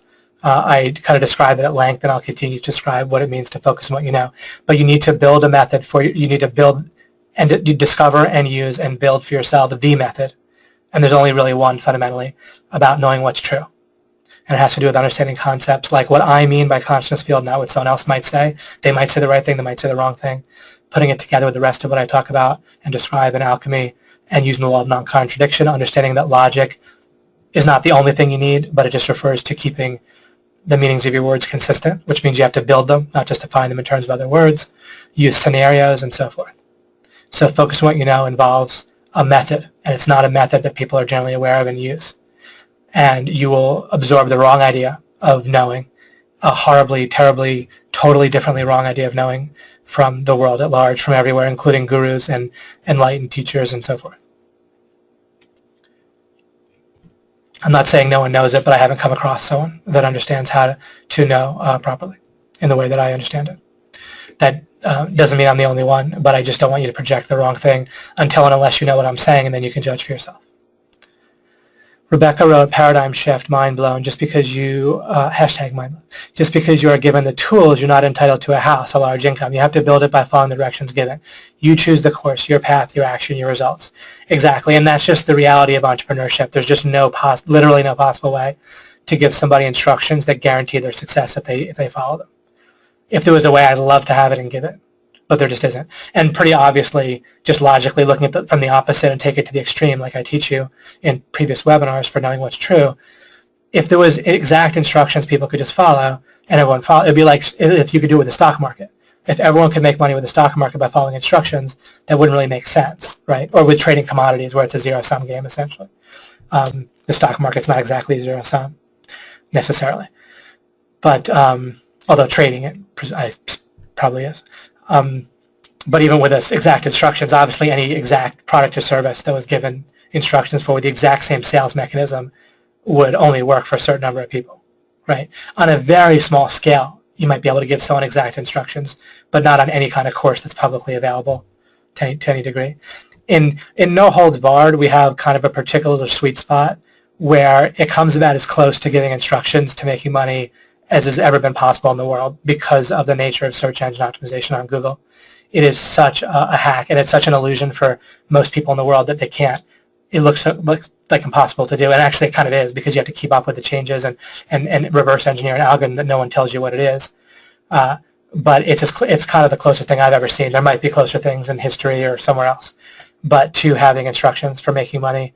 But still, if someone has the attitude like they're entitled or that it's that easy, then it'll still mess with them. Joseph Bappy said, your face lit up like crazy when you said my passion is figuring this out. Chester can't smile. That is true. That is absolutely true. I love figuring these things out and working on these ideas, and just the way that I talk to you about scenarios and love non-contradiction and so forth. And I do that no matter what. When I kind of had some time, particularly to myself, about after our main launch that ended around February, we did a little bit of promotion after that, but not too much, and it was more streamlined. But for about 3 or 4 months, I was able to just work on this stuff and prepare for Alchemy, which is a great pleasure. Delivering is a little bit of a mixed bag, where it's more based on obligation, but of course it has the tremendous benefit of actually helping people directly and interacting with you wonderful people. And when I say that, I don't blow smoke up people's ass. I'm blown away by how wonderful you guys have been. Ishmael wrote, love it. People come to OMG to learn to make money, and thanks to David Mills, learn how to live life. Law of implication in alchemy. Thank you, Ishmael, very much. And yet, these ideas the stuff in alchemy is directly what a lot of people need to make money, given the fact that the other coaches are showing them all these amazing skills that I don't know or have as well. Mike Broadwell wrote, David, how much, if any, has sharing a law of implication, which is, again, another kind of brand name for my stuff, and alchemy helped accelerate your understanding of your quest to understand it? Quite significantly, especially because I'm very careful to avoid the expert mentality. I was very careful to avoid having me doing alchemy teaching, whatever you want to call it, during this 30 alchemy series, be presented in my mind and publicly to you as like I know it all, even about these topics. And there's certain things I know I'm right where I can show you with the law of non-contradiction and scenarios and so forth how it has to be correct. But outside of that, people can teach as experts in a way that can interfere with, and it has to do with your offer, right? In your mind and other people's minds, and the fulfillment and the contextualization of it, the bridging of it, but especially the contextualization of the offer in your mind and in other people's. But you can basically teach or share with a contextualization that gets in the way of you learning because you have to believe you're the expert and have all the answers already, or you can do it in a way that really pushes you and gets you to ask better questions, and people ask me questions in ways that I hadn't thought of, helps me to get questions, and just makes it feel more important subconsciously to my mind, right, because you guys are involved. So the sense of importance even increases subconsciously, which is just a real phenomenon. The more important it feels subconsciously, the more my mind lets me focus on this, more hours, right? More easily when I sit down, my mind will gravitate towards it in reality. You know how when you'll sit down and try to think about something, your mind will gravitate either toward that problem or to something else, right? And that's not something you control directly. You control it through context to a certain degree and through understanding. But the context of doing alchemy really helps my mind be focused on it, feeling like it's important. And I've discovered all sorts of stuff in that way. Interacting personally with Mike helps me as well greatly. Mike Long, right? And I owe him a tremendous amount in helping me discover things.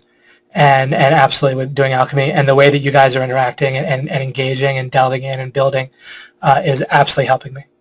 In my Cheshire Cat thing of wanting to discover, I want to discover this stuff and discover more and more for good reason, because it's the exact thing that always leads to good, right? Understanding this type of thing at the core of life, it always leads to good, including actual results with making money, right? I've proved this practically. Of course, you don't prove something in an absolute way just through experience and through demonstrating it, but at least I've gotten the attractive women and have a happy marriage with with her.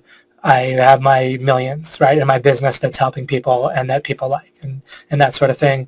All that stuff could go away, right? It's not perfectly, I don't know what the word, right, but you understand that.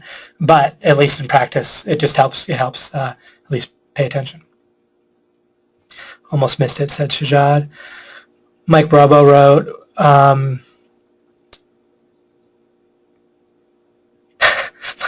let the universe as you know it. Michael will say some fun things. Mike Bravo wrote, with something like alternative health versus conventional medicine, the standard of trust is much different. With an alternative health process or product, and that's one of the niches that Mike Bravo is related to, and it has a lot of people that he works with in it and advises them, just so people know. People will act as if, so he's speaking from experience, people will act as if they are the first person in the world that is being shown this, whereas people will go to doctors for years with no results, yet keep going. Right. They won't question the doctor about the process, just assume that she's right. Right, and that keep in mind, right, that relates to the contextualization of the offer that we need to be clear-minded about. We need to be reality-minded about. Is what's the reality of the context of their offer based on the niche that other people think we're in. It doesn't matter what niche you think you're in, right? People need to put us in a box to start understanding us. Generally speaking, that's how their minds are going to work, right? They need to fit you into a framework that exists already in their mind. And you need to take that into account in reality. Bryce writes, during the first few months, I doubted why I was an OMG. I've been doing well in school and studying a STEM career, right? Science, technology, engineering, math. However, as the months went by, I analyzed the quote, right? The monetization helps understand that, right? You won't be locked into that. But the great thing about the STEM career is it can give you a stable base, so you're not in a rush with building your monetization. Analyze the quote that Ty Lopez has constantly said about life. That is, be a mad scientist and run experiments in your life. That's wonderful. That's great. Like, fail quickly, and you quarantine these things, right? You don't run an experiment with things that can just blow up your entire life, right? You fail quickly and in a small ways, right? And fail like half the time and succeed half the time, then you're probably taking a good amount of risk, like he says in Joy Incorporated. As you build more and more of a foundational understanding of life, you might even fail even much less than that in your experiments. I tend to get things right pretty often at this point, because I have so much context that the margin of error is a lot less. But I don't pride myself on that, by the way. I'm not like saying, oh, I'm better because of that. I'm just testifying that the more foundational stuff you get. Normally, everyone ignores the foundation in life, including this terrific author that I mentioned of Joy Incorporated. He just still doesn't think about foundational things, right? Basically, it's extremely rare. Even people that think they are, they're just going one more level, dig deeper. They're trying to dig below the surface. But what does digging below the surface have to do with reaching the foundation? What if there's 10 levels that you have to dig beneath the surface and you're just trying to dig beneath the surface? You don't get to the foundation. What matters is getting to the foundation, however deep it is. It's not even that many levels below the surface. But if you don't get there, then it's irrelevant how much digging you do. It doesn't matter how far you dig. If you don't get to the surface and then build back up, you might as well just stay in your box. Just because you get into a bigger box, you get outside your one box into a bigger one, you're not necessarily better off. You might just be more confused.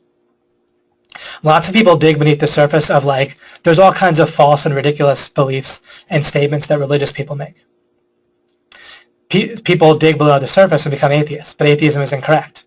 Right? God exists. Someone's causing your consciousness field to be the way it is and to change. as I have talked about that at length and clearly, and I have the bonus video on God's existence.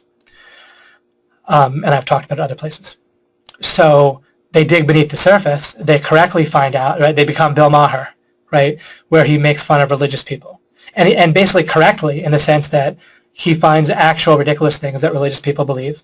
And the vast majority of religious people have some beliefs that are either ridiculous or they even might be correct, but they're not foundational, so they believe them kind of for no reason, even if they happen to be correct. Even their belief in God is for no reason.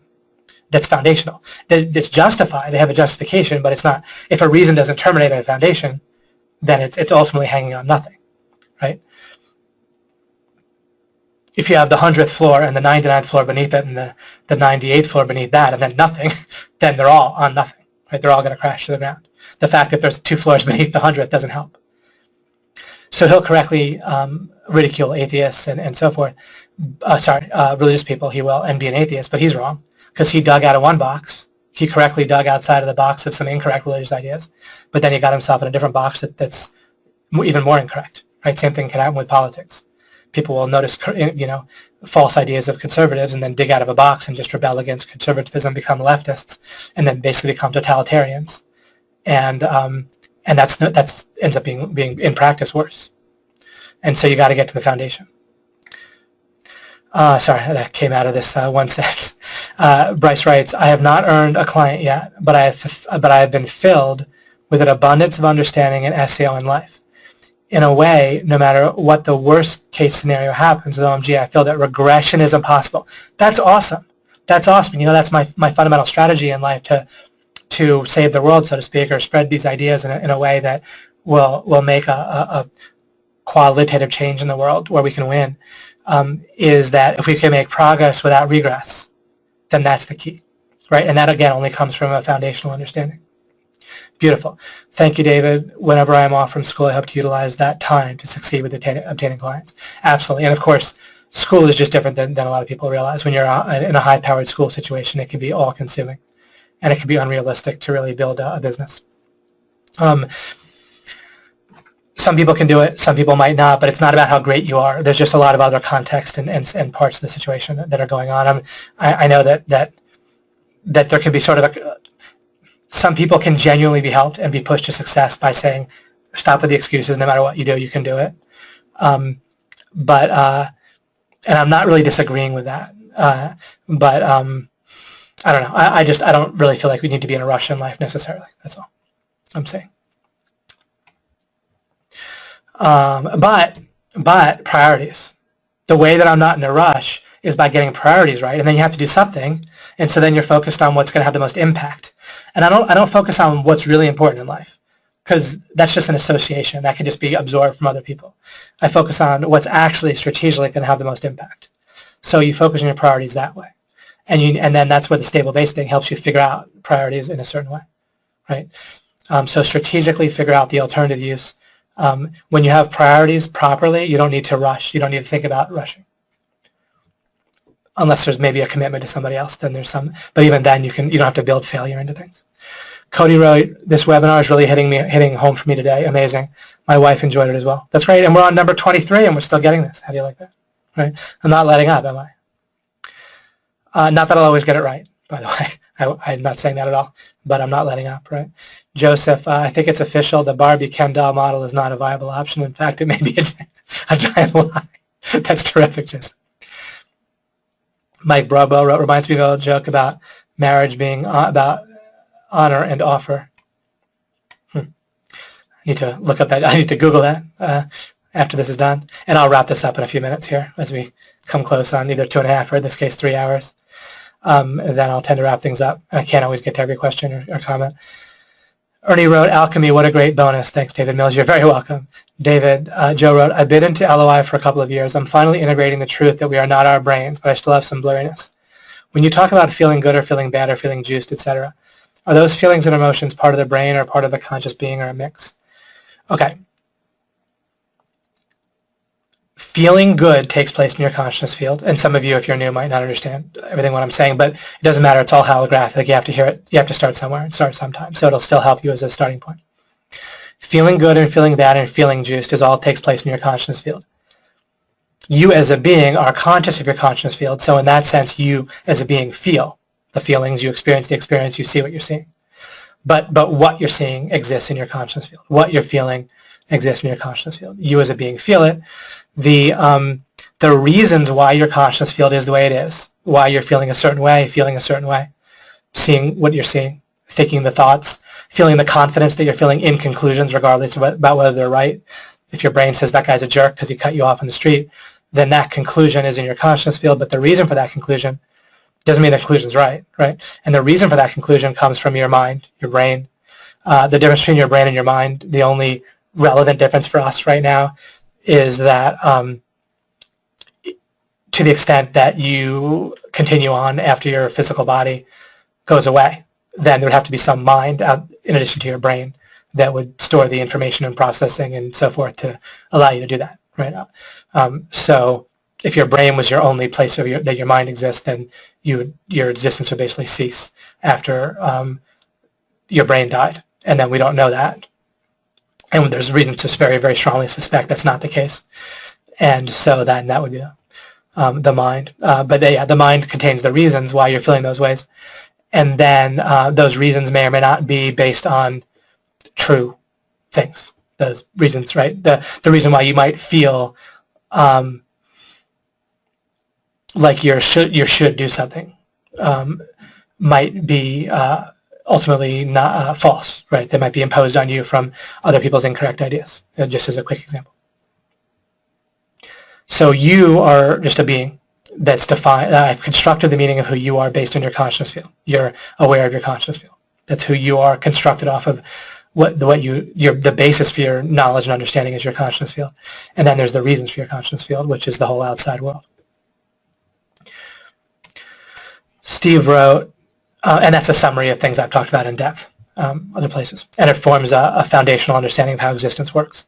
And then we can ask questions like, well, how do we best set our mind up for success so that we, have nice consciousness field and understanding things like contradictions in our mind. Once we stop identifying with our mind, then we aren't scared of it changing. And then we just want to have better ideas in our mind once we don't identify with it. Then in practice, you'll identify with your mind and body, just like in practice you can watch a movie and identify with the character. And it's better too when you're watching the movie, right? You can identify with your website in a sense that helps you to kind of feel what's a good thing to put on there and feel not. But then you want to stop identifying with it when it's no longer the right time to identify with it. When you spot red flags where you might be spotting a wrong idea in your mind, you want to stop identifying with your mind as if it's you, and then realize, wait a second, all I want is good ideas in my mind, non-contradictory ideas, or more understanding of what leads to good. And that becomes a no-brainer. Steve Whitby says, love the profound people are told what they offer. Yep. Robbie wrote, I would rather build than beg, but my mind tells me to seek out an imposed offer. Right, and embrace the fact that that's the default. Just like, look, if you're in the ocean and you're on a ship or you're swimming or whatever, hopefully not swimming, I guess, in the ocean, unless near shore, but if we're talking about currents, then let's just say you're on a ship. And there's currents. And let's suppose you're in a rowboat, all right? Not like a powerful ship. It doesn't matter if there's currents that much. So you're on a rowboat, there's currents, and you don't want to deny the fact that the current is what it is and head in the direction it is, right? You want to acknowledge and realize where the current's heading. You want to also understand the idea of currents. You want to put your effort into paddling as hard as you can over to where the current is going where you want it to go, right? So that's where you put an effort in life. You don't put an effort paddling against the current. You might have to for a second to stay alive, right? If you're about to go off a waterfall, you might need to paddle against the current. But still, you're putting your effort into getting out of that situation, into getting where the current's in your favor. But we need to acknowledge reality to do that. And that's why we need to get the default of how your mind's operating, this idea that offers have been imposed on us, and that's the only reality that we've known for decades. We need to understand that's the current, and that's the current for everyone else, and they're pushing us, and they're carrying us along too, unless we understand that and embrace it in one sense. We embrace the reality of it. We don't embrace the current, but we embrace the reality of it, and we look to put our effort into getting into a better current, right? Alchemy itself takes effort. You sitting on here for like 3 hours now, for those of you who are on, and people still are. We tend to keep our people the whole time, unless sometimes people just have to leave. But it takes effort to paddle the other current, including understanding and even just listening to alchemy, right, in a sense. But then when we get to the other current, that's what makes things way, way, way easier. And if you realize to put all your effort in life into understanding and getting to the right currents and designing things in that way, just like the offer, right? You're not just paddling to a current, you're kind of building, right? Or the raw materials, and you're constructing them into a current, like an offer that is going to be relatively effortless for make your monetization. At least the default will carry you along in a good way. It doesn't have to be totally effortless, but it's much different, right, when the current's in your direction. And then if you hit a certain target with money, then it's effortless because the money comes in just, it's there, or it comes in through an annuity, and then it literally is effortless. The world would have to just fall totally apart for you to not make effortless money, because it's not even automated. It's literally properly automated. I suggest not automating a business, because that goal will tend to be really genuinely unachievable. Some things are just inherently unachievable by the law of non-contradiction. Just like, what was the other one I said about what you don't want to do? Oh, just like if I tried to come up with instructions for people where everyone could follow the instructions and make money based on very specific instructions, and they couldn't possibly fail. There's a way that's just contrary to how the world necessarily has to work. So I don't try to achieve it, because it literally is impossible. We want to believe the impossible as long as that's possible, right? We want to believe what might feel impossible as long as it's actually possible. But some things are inherently contradictory and aren't possible. Michael Anthony wrote, I'm new here. How do I get access to your previous sessions? Joseph, there's a new membership area for some people with special ops, and so there's a module for that. But I don't have all the sessions put in there yet. Okay, I'll answer Kyle's question, then I'll probably just have to wrap up and just thank you guys and so forth. Kyle wrote, I've had a sticking point with this offer. Do we need contracts? How long should the contract be? How many keywords do we offer? Okay, that specifics is more of a question for the coaches. There's already some training on it, but I'm not the best person to say that. Having a written contract, is often a go-to thing in life, and we actually can give some templates for it. We actually have some, and I'm actually working on getting a new one made for people that'll help everybody. But between the coaches coaching and then just thinking about it properly and working at it with people, you can answer that. But this is a great question, and again, it's come up and been answered, but not in the sense that you should have watched every. I mean, there's a lot of stuff at this point, but just letting you know it's there. Okay, guys, thank you so much. And these questions will continue to exist, and in the future we can hit them some more. And even I'll get a look to talk about offer again. Probably I'll see where things take me as I prepare. But on Monday, you're very welcome, Ishmael, for being one of the truly independent thinkers. I appreciate that, Ishmael. And I'm not looking to have it stay that way, and I'm not looking for credit for that or anything. But definitely want to lead other people there. And again, the only reason that if I talk about being unique, it's just so you don't project the incorrect things that I'm not saying onto what I'm saying. It's the only motivation I have there. Yeah, no, I agree. I'd love to get to everyone with alchemy. I want to get it out there to all people. Resonates like a wobble board. That's awesome.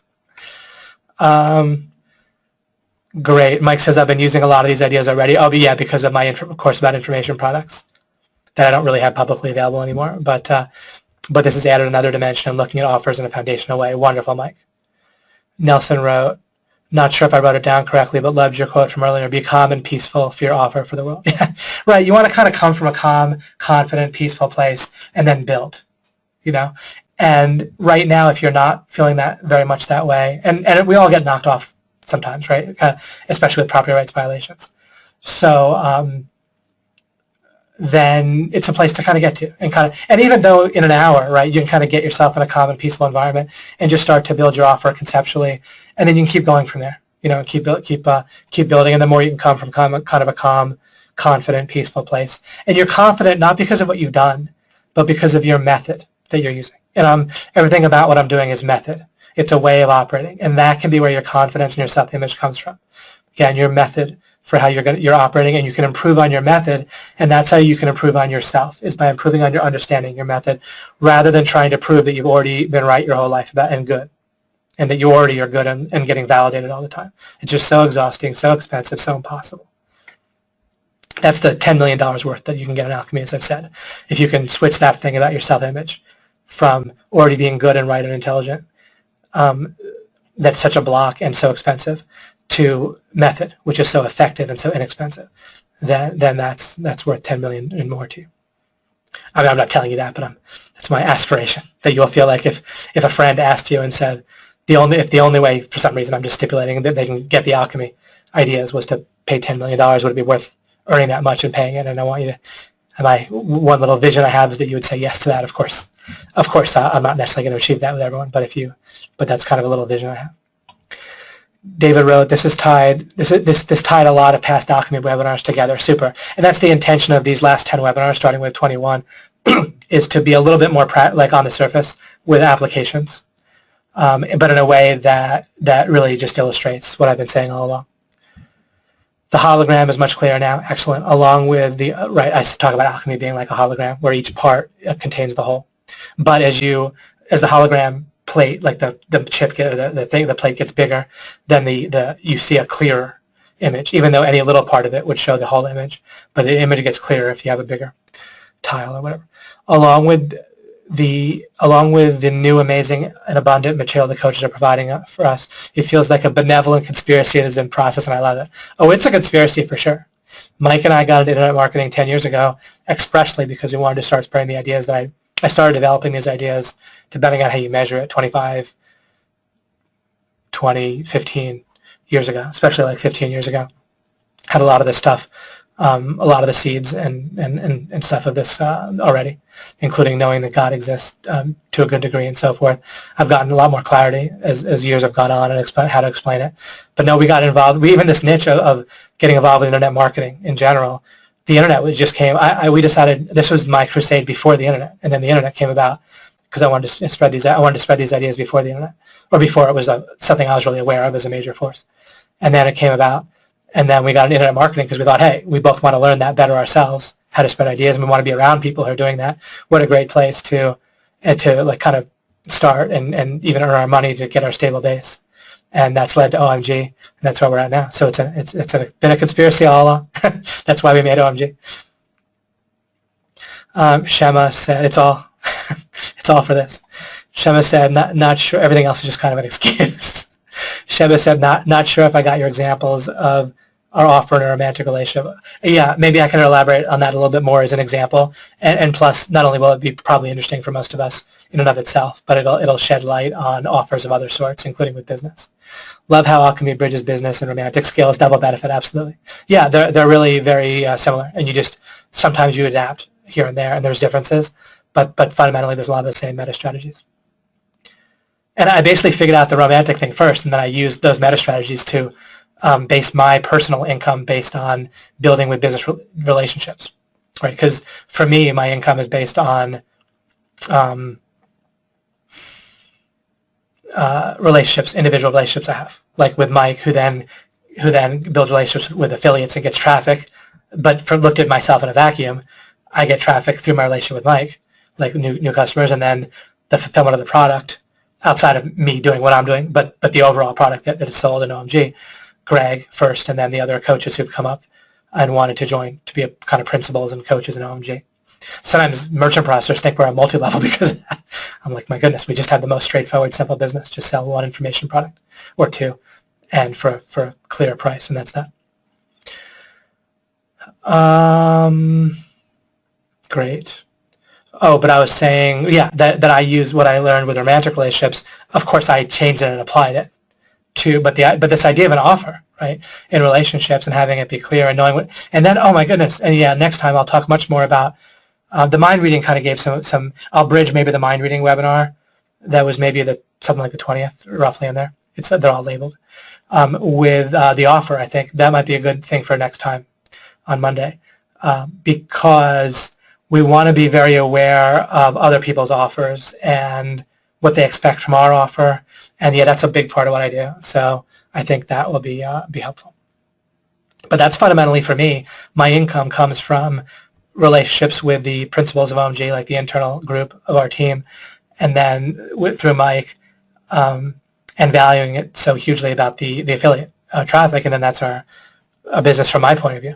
It's just maintaining relationships in a way that they respect me and trust me. but I maintain that at quite a high level, where that really, like, that's kind of, in one sense, like from my perspective only, and nothing to do with credit whatsoever, builds, like I kind of built OMG around people trusting me, in essence, like individual trust relationships. Other people have built critical building blocks for OMG in their own ways. Involves trust, but it involves things they've discovered. Greg, the way he does massive research with hundreds and thousands of sites, and he just focuses on it and does that, and that's, you know, his thing. And without that, we couldn't have done it or even come close either. Okay, you're so welcome, guys. Thank you. We've gone longer by a little bit than even a lot of the webinars.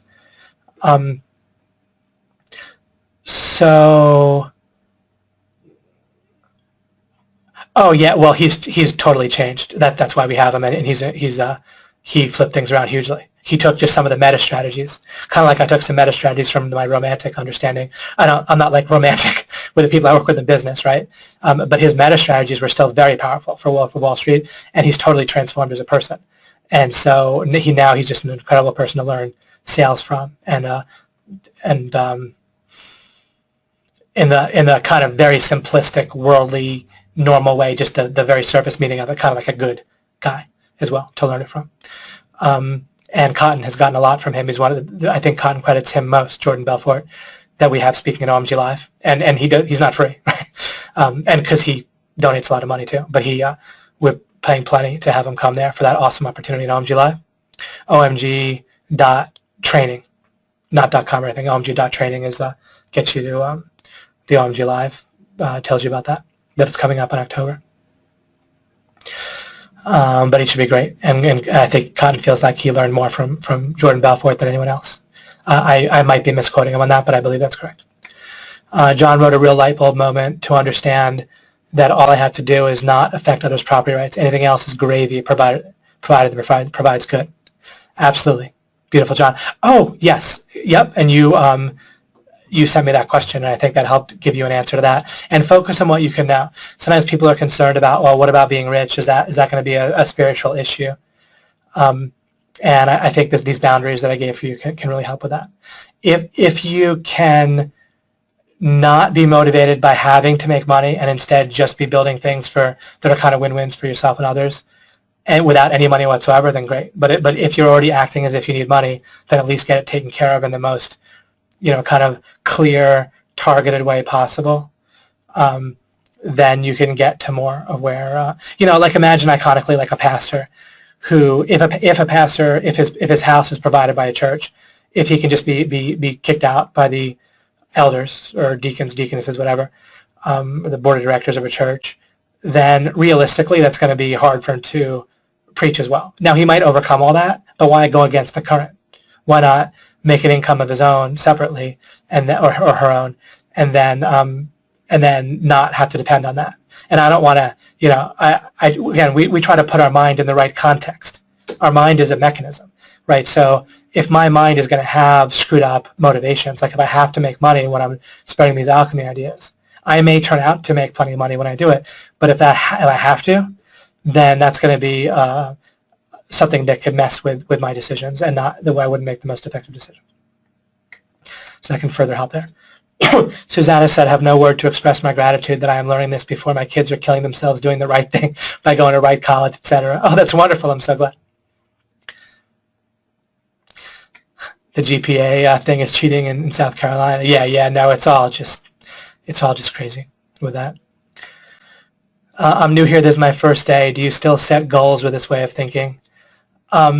Yeah, you'll start from the beginning with alchemy, and I talk extensively about goals, goalscape, a lot about goals and strategy, and I'll still continue to with that. It's one of the major ideas in life is goals and how we deal with them, how we deal with setting things up properly so that feedback can only help us, and where we're not addicted to it and projecting on it and just having confirmation bias and so forth in the wrong way. But there's a lot to it and a lot more to be discovered. But I have a number of unique things to say about goals. And if anything I say is not unique, terrific. That's great. But just treat it uniquely first, and then you can judge afterwards if it's the same as something else. Wonderful, Leslie. So glad to have you with us. Welcome. Liz wrote, David, this is amazing. I've had about 3 breakthroughs consciously, and who knows how many unconsciously with just this one session. Thanks from the soul. You're very, very welcome. And Faith writes, that is a great way to think about marriage and to make clear agreements of what are the important points. Exactly. So be very careful of what you put in your marriage vows. That's right. And we didn't put those in our marriage vows. We just had vanilla normal marriage vows. We didn't confuse other people. I vow to let you play 10 hours of video games as long as you want, as long as we don't have that in our vows. Writing things down, it can be an extra way to check stuff. Like when one person asked about do we need a written contract? Really, it has less impact than one might think, but it can be a way to check things over. I've had things clearly written several times in business, and it wouldn't matter. Right in the same email thread, I'll have something, the person will clearly write something and contradict it in the same email thread, and all they'll do is get pissed off if I point it out. So it's like, what do you do? You want to try to have a real meeting of the mind somehow the best you can, and hey, sometimes it's just going to get screwed up anyway. We can't control other people perfectly, and our best efforts won't work. But overall, that's why I try to have a target to hit rather than just want to make more and more money, because it's just, when you're dealing with money, there's just going to be issues. Neil writes, anyone who agrees that with taxation is either bad or does not understand property rights. I don't disagree, Neil. I don't want to blow anyone out too early if they're new to this, but yeah, I've developed that in the past in Alchemy. Never easy to talk about political stuff, but the thing is that I don't, if we get rid of categories, then we understand. I gave an indication in this webinar why property rights is such an important idea for letting go in life and really doing well in all kinds of areas. Elizabeth asked about this structuring her time and serving all her clients. How can I have a better mindset around feeling? This is great. This gives me a great thing to also look to develop next time as well. So that'll give me more fodder when I talk about offer in the future. See how you guys help me? Super. Okay, I better really wind it up here. Thank you so much, guys. I'll be reading over some of these questions as I prepare for next week. And great, that fear video, right? If you haven't watched it, it's on event pages for our current Spec Ops promotion. It's in members areas in a lot of cases. It's absolutely worth watching and probably rewatching. It's a great one, and it can help people immediately. It's one of those times when I kind of gave something that could make sense without a lot of additional context and foundation. You're very welcome, and thank you for sharing that, Joseph, and letting people know so they can benefit from it. Nancy wrote, listening to Alchemy is like listening to my son. I hope one day he will sit still and listen to your series to help him further define his thoughts. Excellent. Thank you, Nancy. Michael Long wrote, incredible today. Make your offer or continue to have offers. Make it for you. Right. It's one or the other. Exactly. Right. You build something or you're going to be begging from what people are imposing on you. Peter wrote, awesome session today. Thank you so much. You're very welcome, David. Shirley wrote, thank you, David, for another amazing Alchemy session. Back to converting the raw materials into something else. Absolutely. Embrace and adapt. Absolutely. Sulaiman wrote, hi, David. Thank you for the Webby. I'm curious if you're familiar with Goldratt's work in the theory of constraints and his thinking process. If yes, what's your take on it? I'm enjoying one of his books, The Choice. I haven't read his specific book, so I don't have an opinion on it yet. I may get to it. There's some various books I've written down that people have referred me to. I have a little bit more than I thought. I got business, OMG, got pretty busy for me. I expected to have Alchemy. It hasn't affected Alchemy, but it's affected me being able to get into some extra books that I thought I might do earlier that people have mentioned and so forth. I don't have a lot of free time other than preparing for Alchemy and working on OMG right now, and a bit of time with my family as always. Just a number of things came up that that caused a lot of focus, but those are winding down as well. You're just so welcome, guys. I couldn't appreciate you all more each and every time. It's just amazing. I'll take a look at this as well, Megan, for next time. Not that I can always answer all these questions next time either, but it'll help me prepare, and often I do get to things. You're just so welcome, Brian, who says thank you for the insights. You're welcome. Dudley, Silver here, you're welcome. Thank you, David, for the incredible insights to apply and reflect on. You're welcome, Brian. And Michael, who wrote, what a great confirmation Alchemy has been in the last few months. You're so welcome. You're welcome, Robbie, and Suzanne and Ishmael. And Yvonne, you're very welcome. Michael Monahan, you're very welcome. John. And Daniel, who writes, thank you, awesome webinar. Got a lot of value out of it. I do MP3s of these, and so that's why I read some of these so people can hear. And Leslie, you're very welcome. And Carolyn, you're so very welcome. All right, guys, I will wind it up here. You're very welcome, Uriel. And it's been my pleasure. And plus, you guys, as I mentioned earlier, when someone asked, when Mike Brabo asked, you guys helped me tremendously in helping to figure out this stuff, which is definitely my passion. to do that I would do no matter what. Let's figure this stuff out. And you guys help get it out of me and help me ask more questions and think of more examples to apply it to and more scenarios and everything. Okay, I'll end the webinar now, and I'll see you guys on Monday. Yeah. Yep, 3 hours, 19 minutes. Take care, guys.